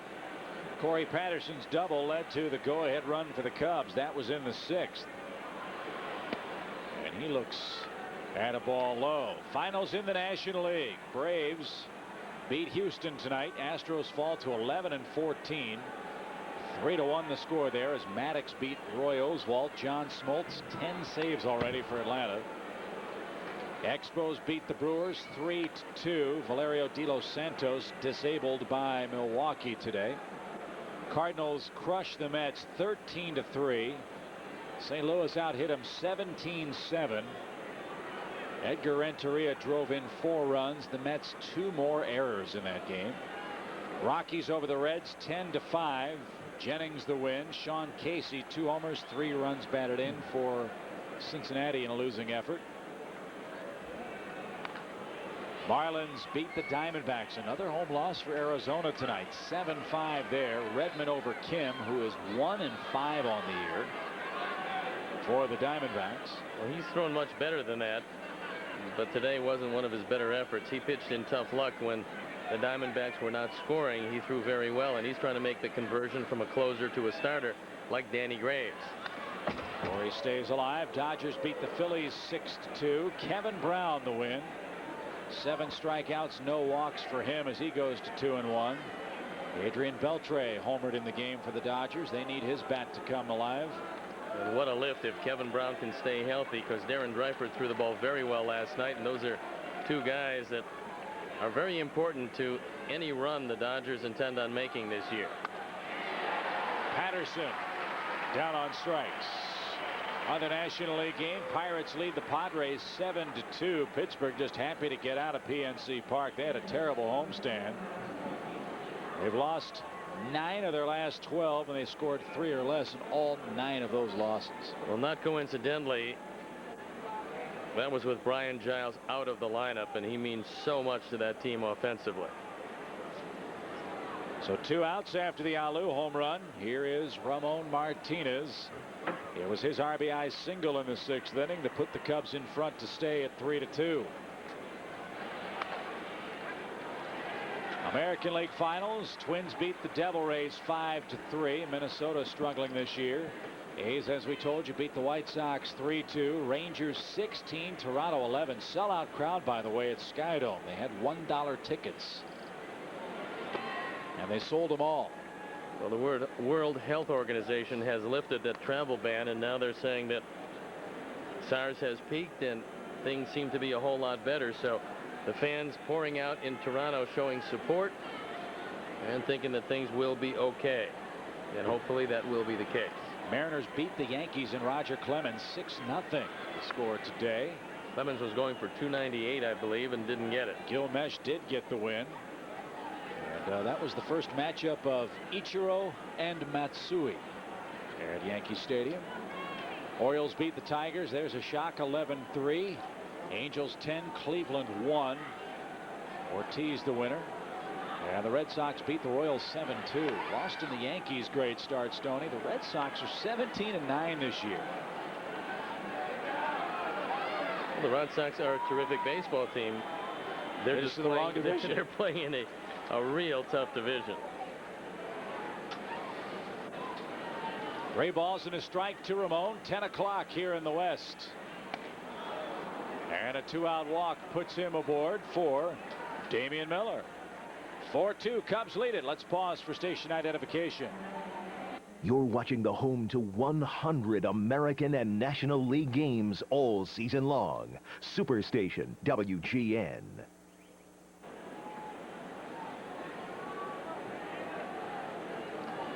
Damian Miller 1 for 3 tonight. Fine job behind the plate. Again for the Cub catcher.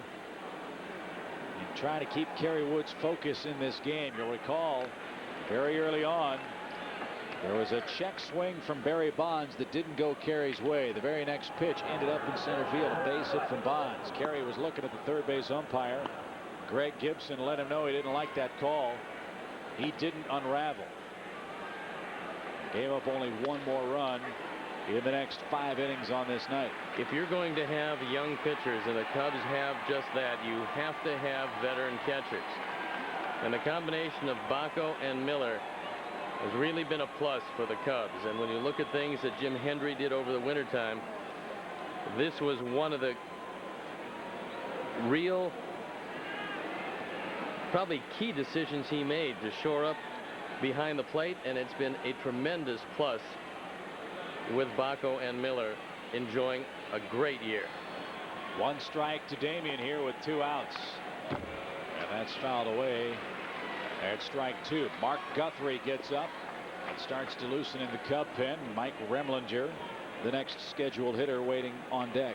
Well, Jim Hendry has been down taking a look at the minor leagues, and that's one of the real good things that this front office is doing now, and that is scouting the Cubs minor league system. When you go to make deals, you've got to know your players better than anybody else. That's one of the real good things about having Gary Hughes and Ron Schuler in the front office as the right-hand men of Jim Hendry.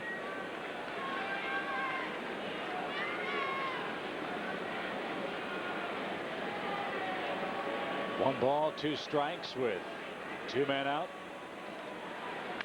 And that's scorched into the seats. Jim down at the minor league level checking out the prospects. We get emails all the time from folks. John Thompson from Dubuque, Iowa, wanted to know how Dave Kelton was doing. Dave hitting .324. 1 homer, 9 RBIs. It concerns 6 errors, however, at third base for AAA.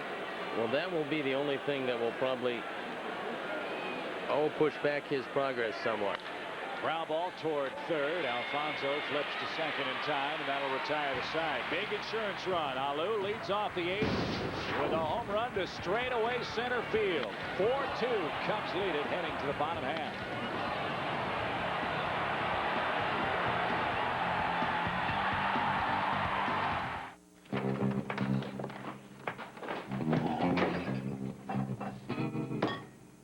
All right, where is it? Where's what? The 6-foot sub I bought for the party. I go get the Bud Light and now it's gone. Where is it? I didn't touch your 6-foot sub. Well then, who did? Whoa! Ooh, doggy. For the great taste that won't fill you up and never let you down. Down, boy, down. Make it a Bud Light. Darren and Janine, it's getting dark. It's time to come in. You remember when the streetlights and your mother said it was time to come home. Now you're the one making the call.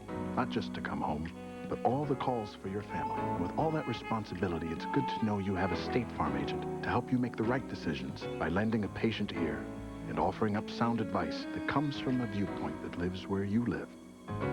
For your insurance and financial needs, call your neighborhood State Farm agent. For dry, red eyes, Clear Eyes is awesome. It removes redness and has an ingredient to moisturize.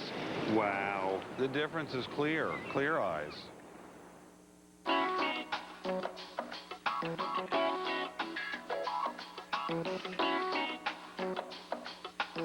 Michelin designed the cross-terrain SUV tires specifically for SUVs to help provide responsive handling and a smooth ride. You'd be surprised just how smooth.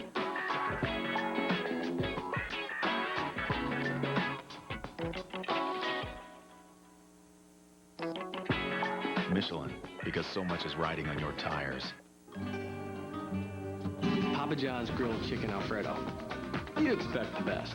We deliver. Try our new Grilled Chicken Alfredo, just $10.99. Call us now. We'll be right there. Better ingredients, better pizza, Papa John's. Friends, be one of the first 10,000 fans at the ballpark Saturday, May 10th. You'll get a pair of sunglasses, compliments of Harris Bank. The Cubs and Cardinals will battle at 1:20. There are tickets available by phone at 1-800-THE-CUBS or at Cubs.com. Mike Remlinger back to the hill with Perez, Bonds, and Cruz coming up. Aesop Choi in at first base late. Barry Bonds has just crushed Remlinger, so you certainly want to retire Perez. That one dances over to even up the count of the ball and a strike. Bonds has hit 4 home runs, is 6 for 15 lifetime against Mike. That pencils out to 400 with a whole lot of total bases. Base is clear for Perez. And he pops that one up. Shallow right. Sosa breaking in nicely. He's played a terrific right field tonight. One away for Remlinger in the 8th. It's been a painful night for Barry Bonds tonight. He got hit twice on the bounce. That was a slider. And this was another slider. Kerry figuring, you can't hit me if I hit you. And he put him aboard twice, along with an intentional walk, and he hasn't scored against him.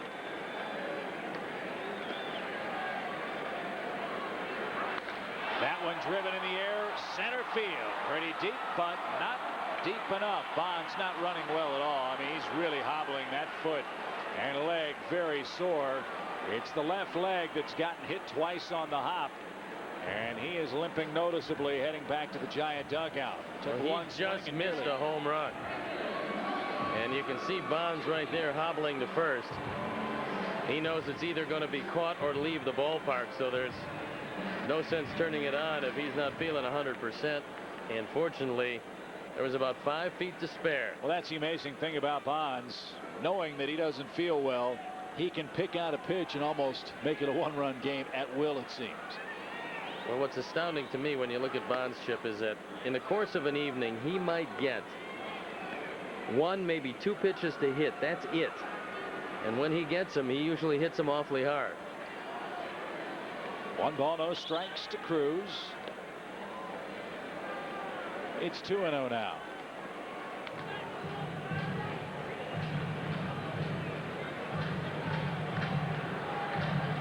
Cubs in position to beat Kirk Reeder. Win the first game of this series. Even up the road trip record at 2 up, 2 down. When you left on this road trip, you figured if the Cubs could come back 500 from the first and second place teams on the road, with the Rockies as good as they are at home and the Giants as good as they've been this year, it would be a very successful trip. But now danger lurking. The tying run comes to the plate in the form of Benito Santiago. Now the bullpen up once again. It looks like Joe Borowski getting loosened up.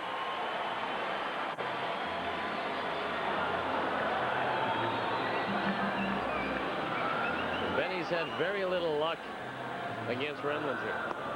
2 for 11, pencils out to 182, but the problem is both of them have been home runs. He represents the tying run. Cubs leading 4-2 in the 8th. Choi holds his man at first. And a wicked cut. Strike 1.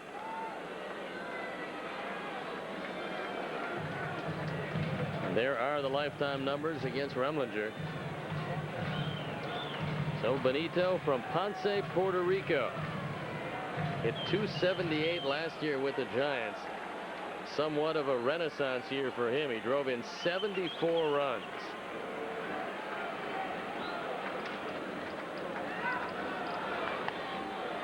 Remarkable thing about the Giants, in their last series, they dropped 2 or 3 to the Phillies. It's their first series loss since last August. There was something along the lines of 14 series wins, none lost, and 4 split in that stretch. It's a pretty good baseball team. Yes, sir. Cubs are beating them tonight by 2. 1-1. Chop toward third and foul past Gene Glenn, and Santiago and the Giants down to their final 8th inning strike. When I talked with the general manager, Brian Sabian, and I said to him, have you ever seen a team that went to the World Series and then had the kind of changeover you had here? And he said, no, I don't recall that, but the advantage we had is the players who stayed were pretty good players, and we filled in some spots with players we thought would give us a little more speed and maybe a little more consistent offense. 1 ball, 2 strikes. But remember, they did lose Jeff Kent. And although Cruz has been terrific and Grissom has played well for him, that is a huge bat in the middle of this lineup, whether he hits in front or behind Bonds. And he really came alive when Dusty Baker put him in front of Barry Bonds. And you've got to wonder, too, once they've been through the league the second time, will they be as effective? Those 2 former American leaguers. 2-2 count. And Santiago stays alive here.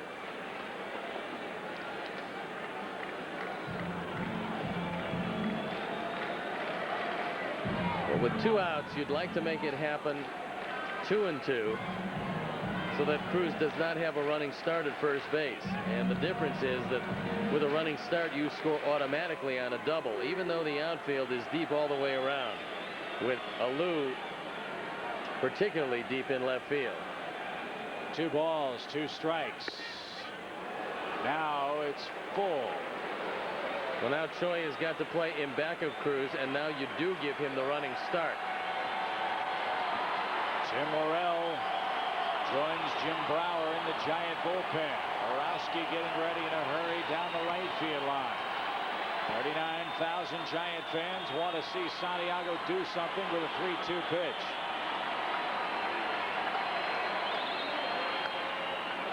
Good battle here in the 8th. Well, he tried to throw the fastball by him. It was on the outside corner. Santiago stayed alive. And I got to believe that you go to the changeup here, and hopefully you get Benny out on the front foot. Choi already signaled that he would play behind Cruz at first base. And a huge pitch for Remlinger and the Cubs with J.T. Snow in the on-deck circle. A 3-2 pitch to the Giant catcher. Swing and a drive down the left field line. Well fouled. Hit it a long way, though. 3-2. Well, considering he was fooled and he was hitting it one-handed, that one did go a long way, but he got well out in front of it.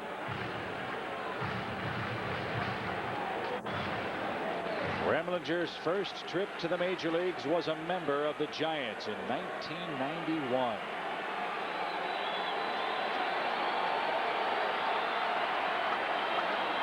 Three balls, 2 strikes. Chop to the left side. Ramon in. Fields. Fires. Choi stretches, and the 8th inning is in the books. Mike Remlinger with an inning and a third of scoreless relief. Many in this crowd are heading home unhappy. Still an inning of baseball left. It's 4-2 Cubs. Chicago Cubs baseball brought to you by Southwest Airlines. More than 2,700 nonstop daily flights to 59 destinations all across the country. Guess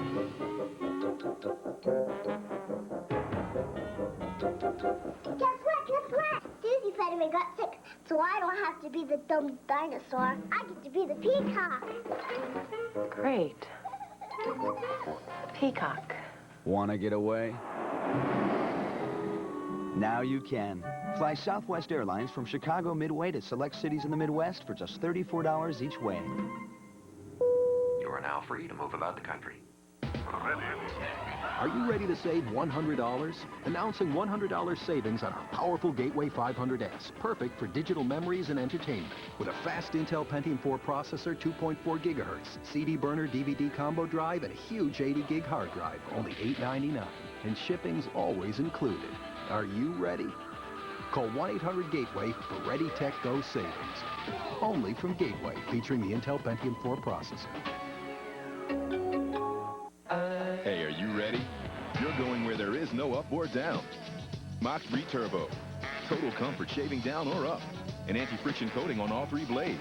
So even against the grain, there's less irritation.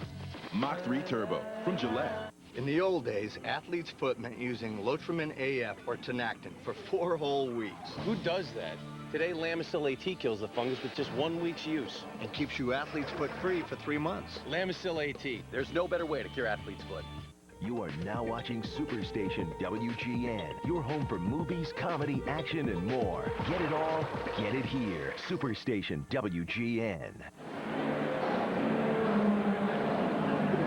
We head to the 9th inning. Cubs leading 4-2. Let's see if they can get a little more here now. And it'll be Lenny Harris coming on to pinch hit against veteran right-hander Jim Brower. JT Snow on the mound, meeting with Brower, who's on for the 10th time. He's 3-1. His ERA up there at 6.61, and he's given up 22 hits in 16 in the 3rd inning, so he's been hit fairly hard.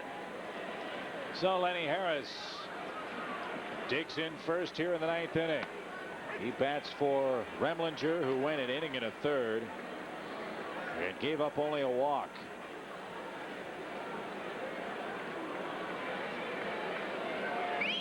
Well, that's the Remlinger that we remember from the last few years with the Braves, a guy who could come in and use that changeup and just mystify hitters. That was a huge outing for the Cubs.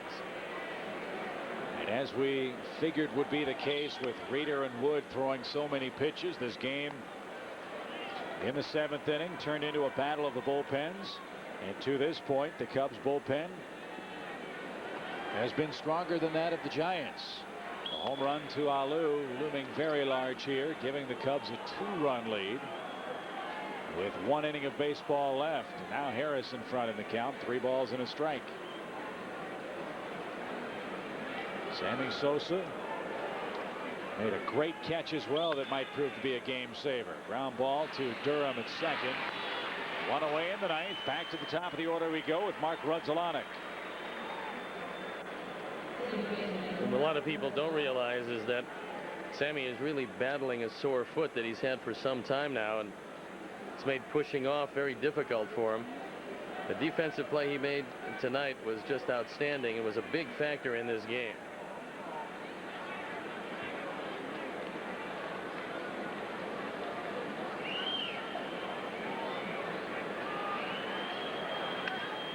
Way upstairs to Mark, who's doubled and scored tonight. He's 1 for 4.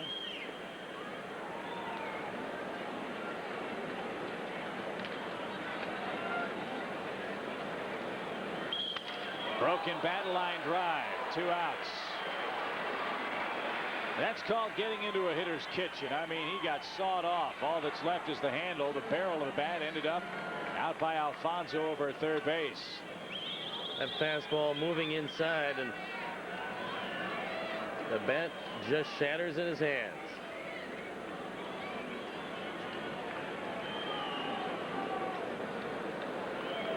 Well, Gonzalez has certainly liked what he's seen of Brower. He's 3 for 3 lifetime with a home run.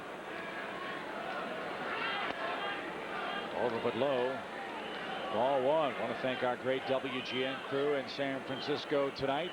Great pictures, great audio, and so far great results. Cubs leading by a couple of runs. Itoma, our producer. Skip Ellison, our director. Mark Brady, our assistant producer. And our executive producer of WGN Sports, Bob Vorwald. Carry Steve Stone from Pac Bell Park. Dusty Baker's return in a Cub uniform. And his Cubs in front by 2 very late tonight. And anytime you get the lead story above the fold in a major metropolitan newspaper, you're going pretty well. And Dusty did just that today. Get on the San Francisco Chronicle, the color picture. And there you see Dusty Baker. Dusty's back. He's still upset. Didn't leave quite the way he wanted to leave with all the friends he has here. And they still love him in this city and certainly respect him. Don't see a standing ovation for the enemy manager in too many ballparks. Not too often. And Dusty, as soon as he came out of that dugout, the fans here showed their appreciation for what he gave this city for so many years. 3-2. And now Sosa's coming up with 2 outs. Now there's only one way that Dusty's going to want to say goodbye to San Francisco. That's with a big Cub series. And maybe, just maybe, a chance to come back here for the postseason, if indeed fates work out that way. Brower walks Gonzalez in front of Sosa. Now Sammy 1 for 3, looks to put this one out of reach. Well, there's some history. It would be a rematch of '89. Little pop behind first. Durham going out. Nice range, nice basket catch. Sammy's retired, and we go to the bottom of the 9th inning. Last chance for the Giants. Joe Borowski's going to try to save it for Kerry Wood when we come back.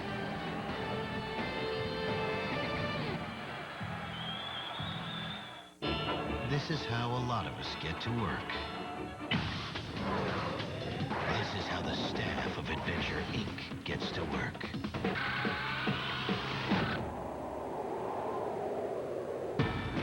It's just another day at the office for Adventure Inc. It's not reality. It's better. Starring Michael Bean. Check us out! Adventure Inc. Sundays at 9 Eastern on Superstation WGN.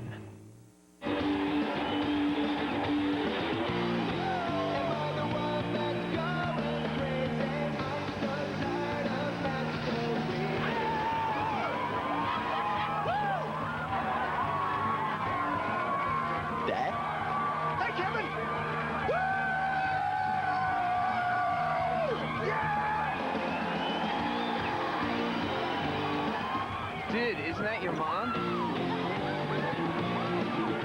Hey, Ted, remember that day we took 50 roasts out of the oven? Hey, everybody.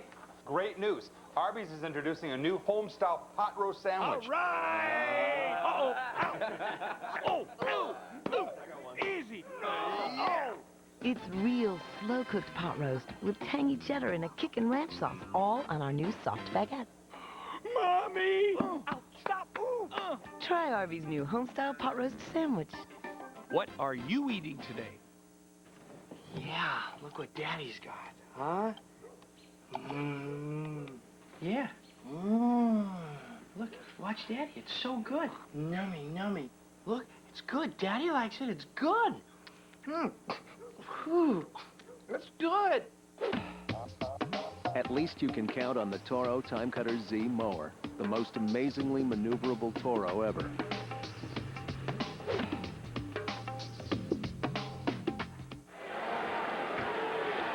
Cubs are 3 outs away from a big win in San Francisco, and Joe Borowski on to try to save it tonight.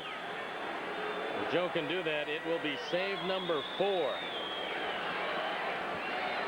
And for a guy that had 2 major league saves coming into this year, with Antonio Alfonseca on the shelf, Borowski has just been outstanding. On for the 14th time, a 2.13 ERA. J.T. Snow, the first man he'll face. 1 ball, 1 strike. The way Joe has started this year for the Cubs out of the bullpen, so reminiscent of Jeff Facero a couple of years ago when he was in the double digits in save opportunities. Out of play foul. Cubs waiting for Antonio Alfonseca to complete his rehab stint.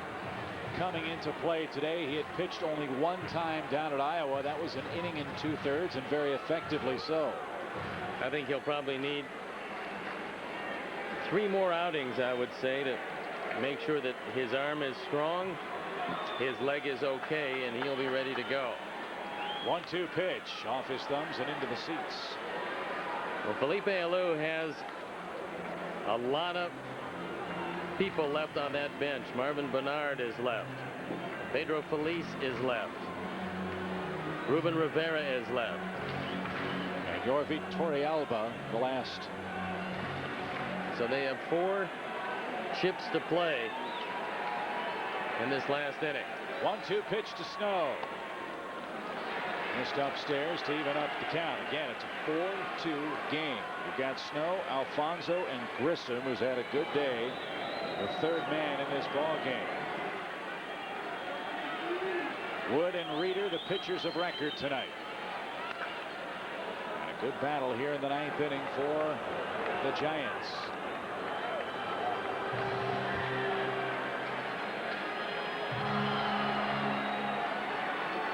Once everybody got through the emotions of how Dusty Baker would be greeted tonight, we got down to the heart of the matter, which was 2 first-place teams playing a real good baseball game tonight. See you later. One man down. And our Budweiser play of the game, a super play by a superstar. And it wasn't offensively, but Sammy with the glove that might have saved this game. Corey Patterson couldn't get to this one. Sammy could. He dives and makes a great catch. And it could turn out to be a game saver. In the meantime, a great backdoor slider freezes snow. To borrow your phrase from earlier in the game. That'll cost you $20. High fly ball by Alfonso, belted center field. That ball is caught on the track by Patterson. Late at night, the ball does not carry nearly as well, and Alfonso gave it a ride, but the Cubs are 1 out away from their 15th win of the year. Corey Patterson with a good break on this one, knows he's got at least 2 steps to go. He makes the play, and Joe Borowski knows that he kept it in the ballpark, so don't worry about it. No such thing as let him hit another one that far and let Corey run under it. And no such thing as a bad 9th inning out. Crowd heading for the exits. Here's Grissom, 2 for 4 with a run tonight. He was the last man up in Kevin Millwood's no-hitter.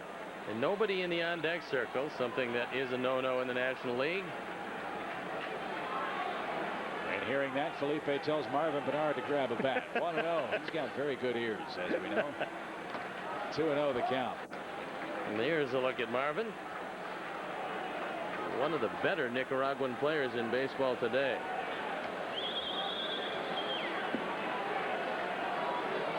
Well, heck, Dennis Martinez could probably still get people out. Get him back here. Uh-oh, 3 balls, no strikes. Bernard, with home run pop, could represent the tying run if Grissom reaches here. At 27th out, the toughest one to get.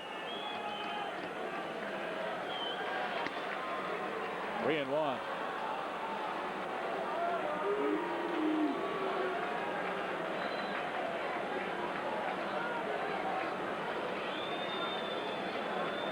Three balls and a strike. Tying run's going to come to the plate in the 9th inning. Bernard for Brower.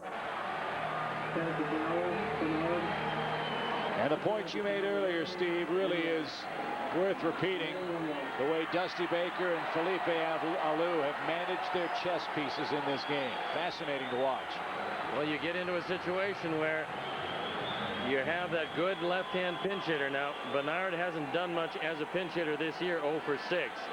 Hitting just 100, but it's only 309 to right field. Oh, what a pickup by Ramon. The throw to first in time, and on a check swing, the Cubs beat the Giants 4-2. Kerry Wood picks up his 4th win. Reeder his first loss, and Joe Borowski another save tonight in a snappy 3 hours and 13 minutes. And Dusty Baker doing in San Francisco what he did for 10 years, winning.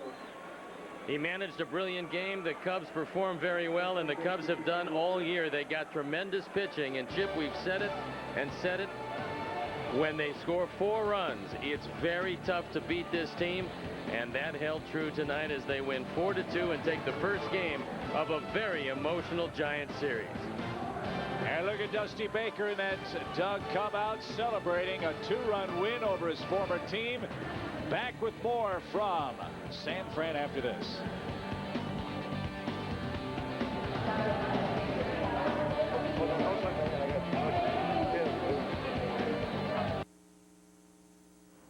Next on WGN News, late developments tonight in the case of a missing boy from North Carolina. Tonight, a Chicago man is being questioned about that case. Plus, anger in Iraq. American forces fire shots into an anti-American protest. But the question is, who fired first? And the University of Illinois has found its new basketball coach. Dan Rung will have the details. Those stories and the soggy forecast. The WGN News is next. Papa John's grilled chicken Alfredo. You expect the best. We deliver.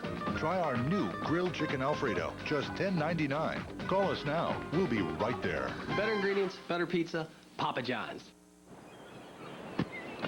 For dry, red eyes, Clear Eyes is awesome.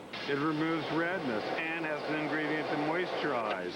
Wow. The difference is clear. Clear Eyes. In the old days, athlete's foot meant using Lotrimin AF or Tenactin for 4 whole weeks. Who does that?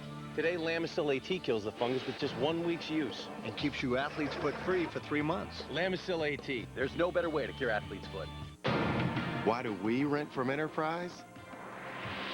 Because having the right car makes all the difference. Grandma, look, they're here. Hi, Grandma. Pick Enterprise. We'll pick you up. A look at your final totals for the Cubs. 4 runs, 9 hits, 1 error. They left 8. For the Giants, amazingly, 2 runs, 9 hits, no errors. They left 16 men on base in this game. Kerry Wood picks up his 4th win in 5 decisions. Kirk Reeder suffers his first loss. Cubs beat a left-handed starter for just the 2nd time this year, and Joe Borowski earns his 4th save. A crowd of just over 39,800 saw a 3-hour and 13-minute game. So the Cubs now 2-2 on this road trip. They'll stay 2 games in front of the Cardinals in the National League Central Division. And tomorrow, Matt Clement goes to the mound for the Cubs. We'll have the series wrap up Thursday at 2:30.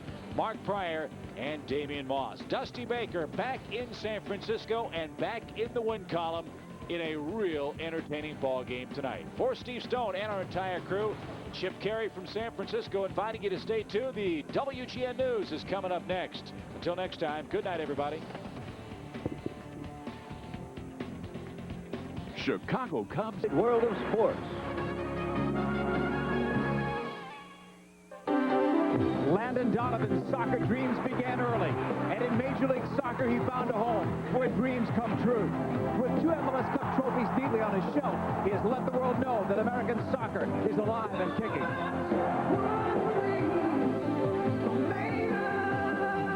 Freddie Adu's dreams are still young of age, but this teenager's certain gift makes his goals ageless and his promise endless. Landon's soccer life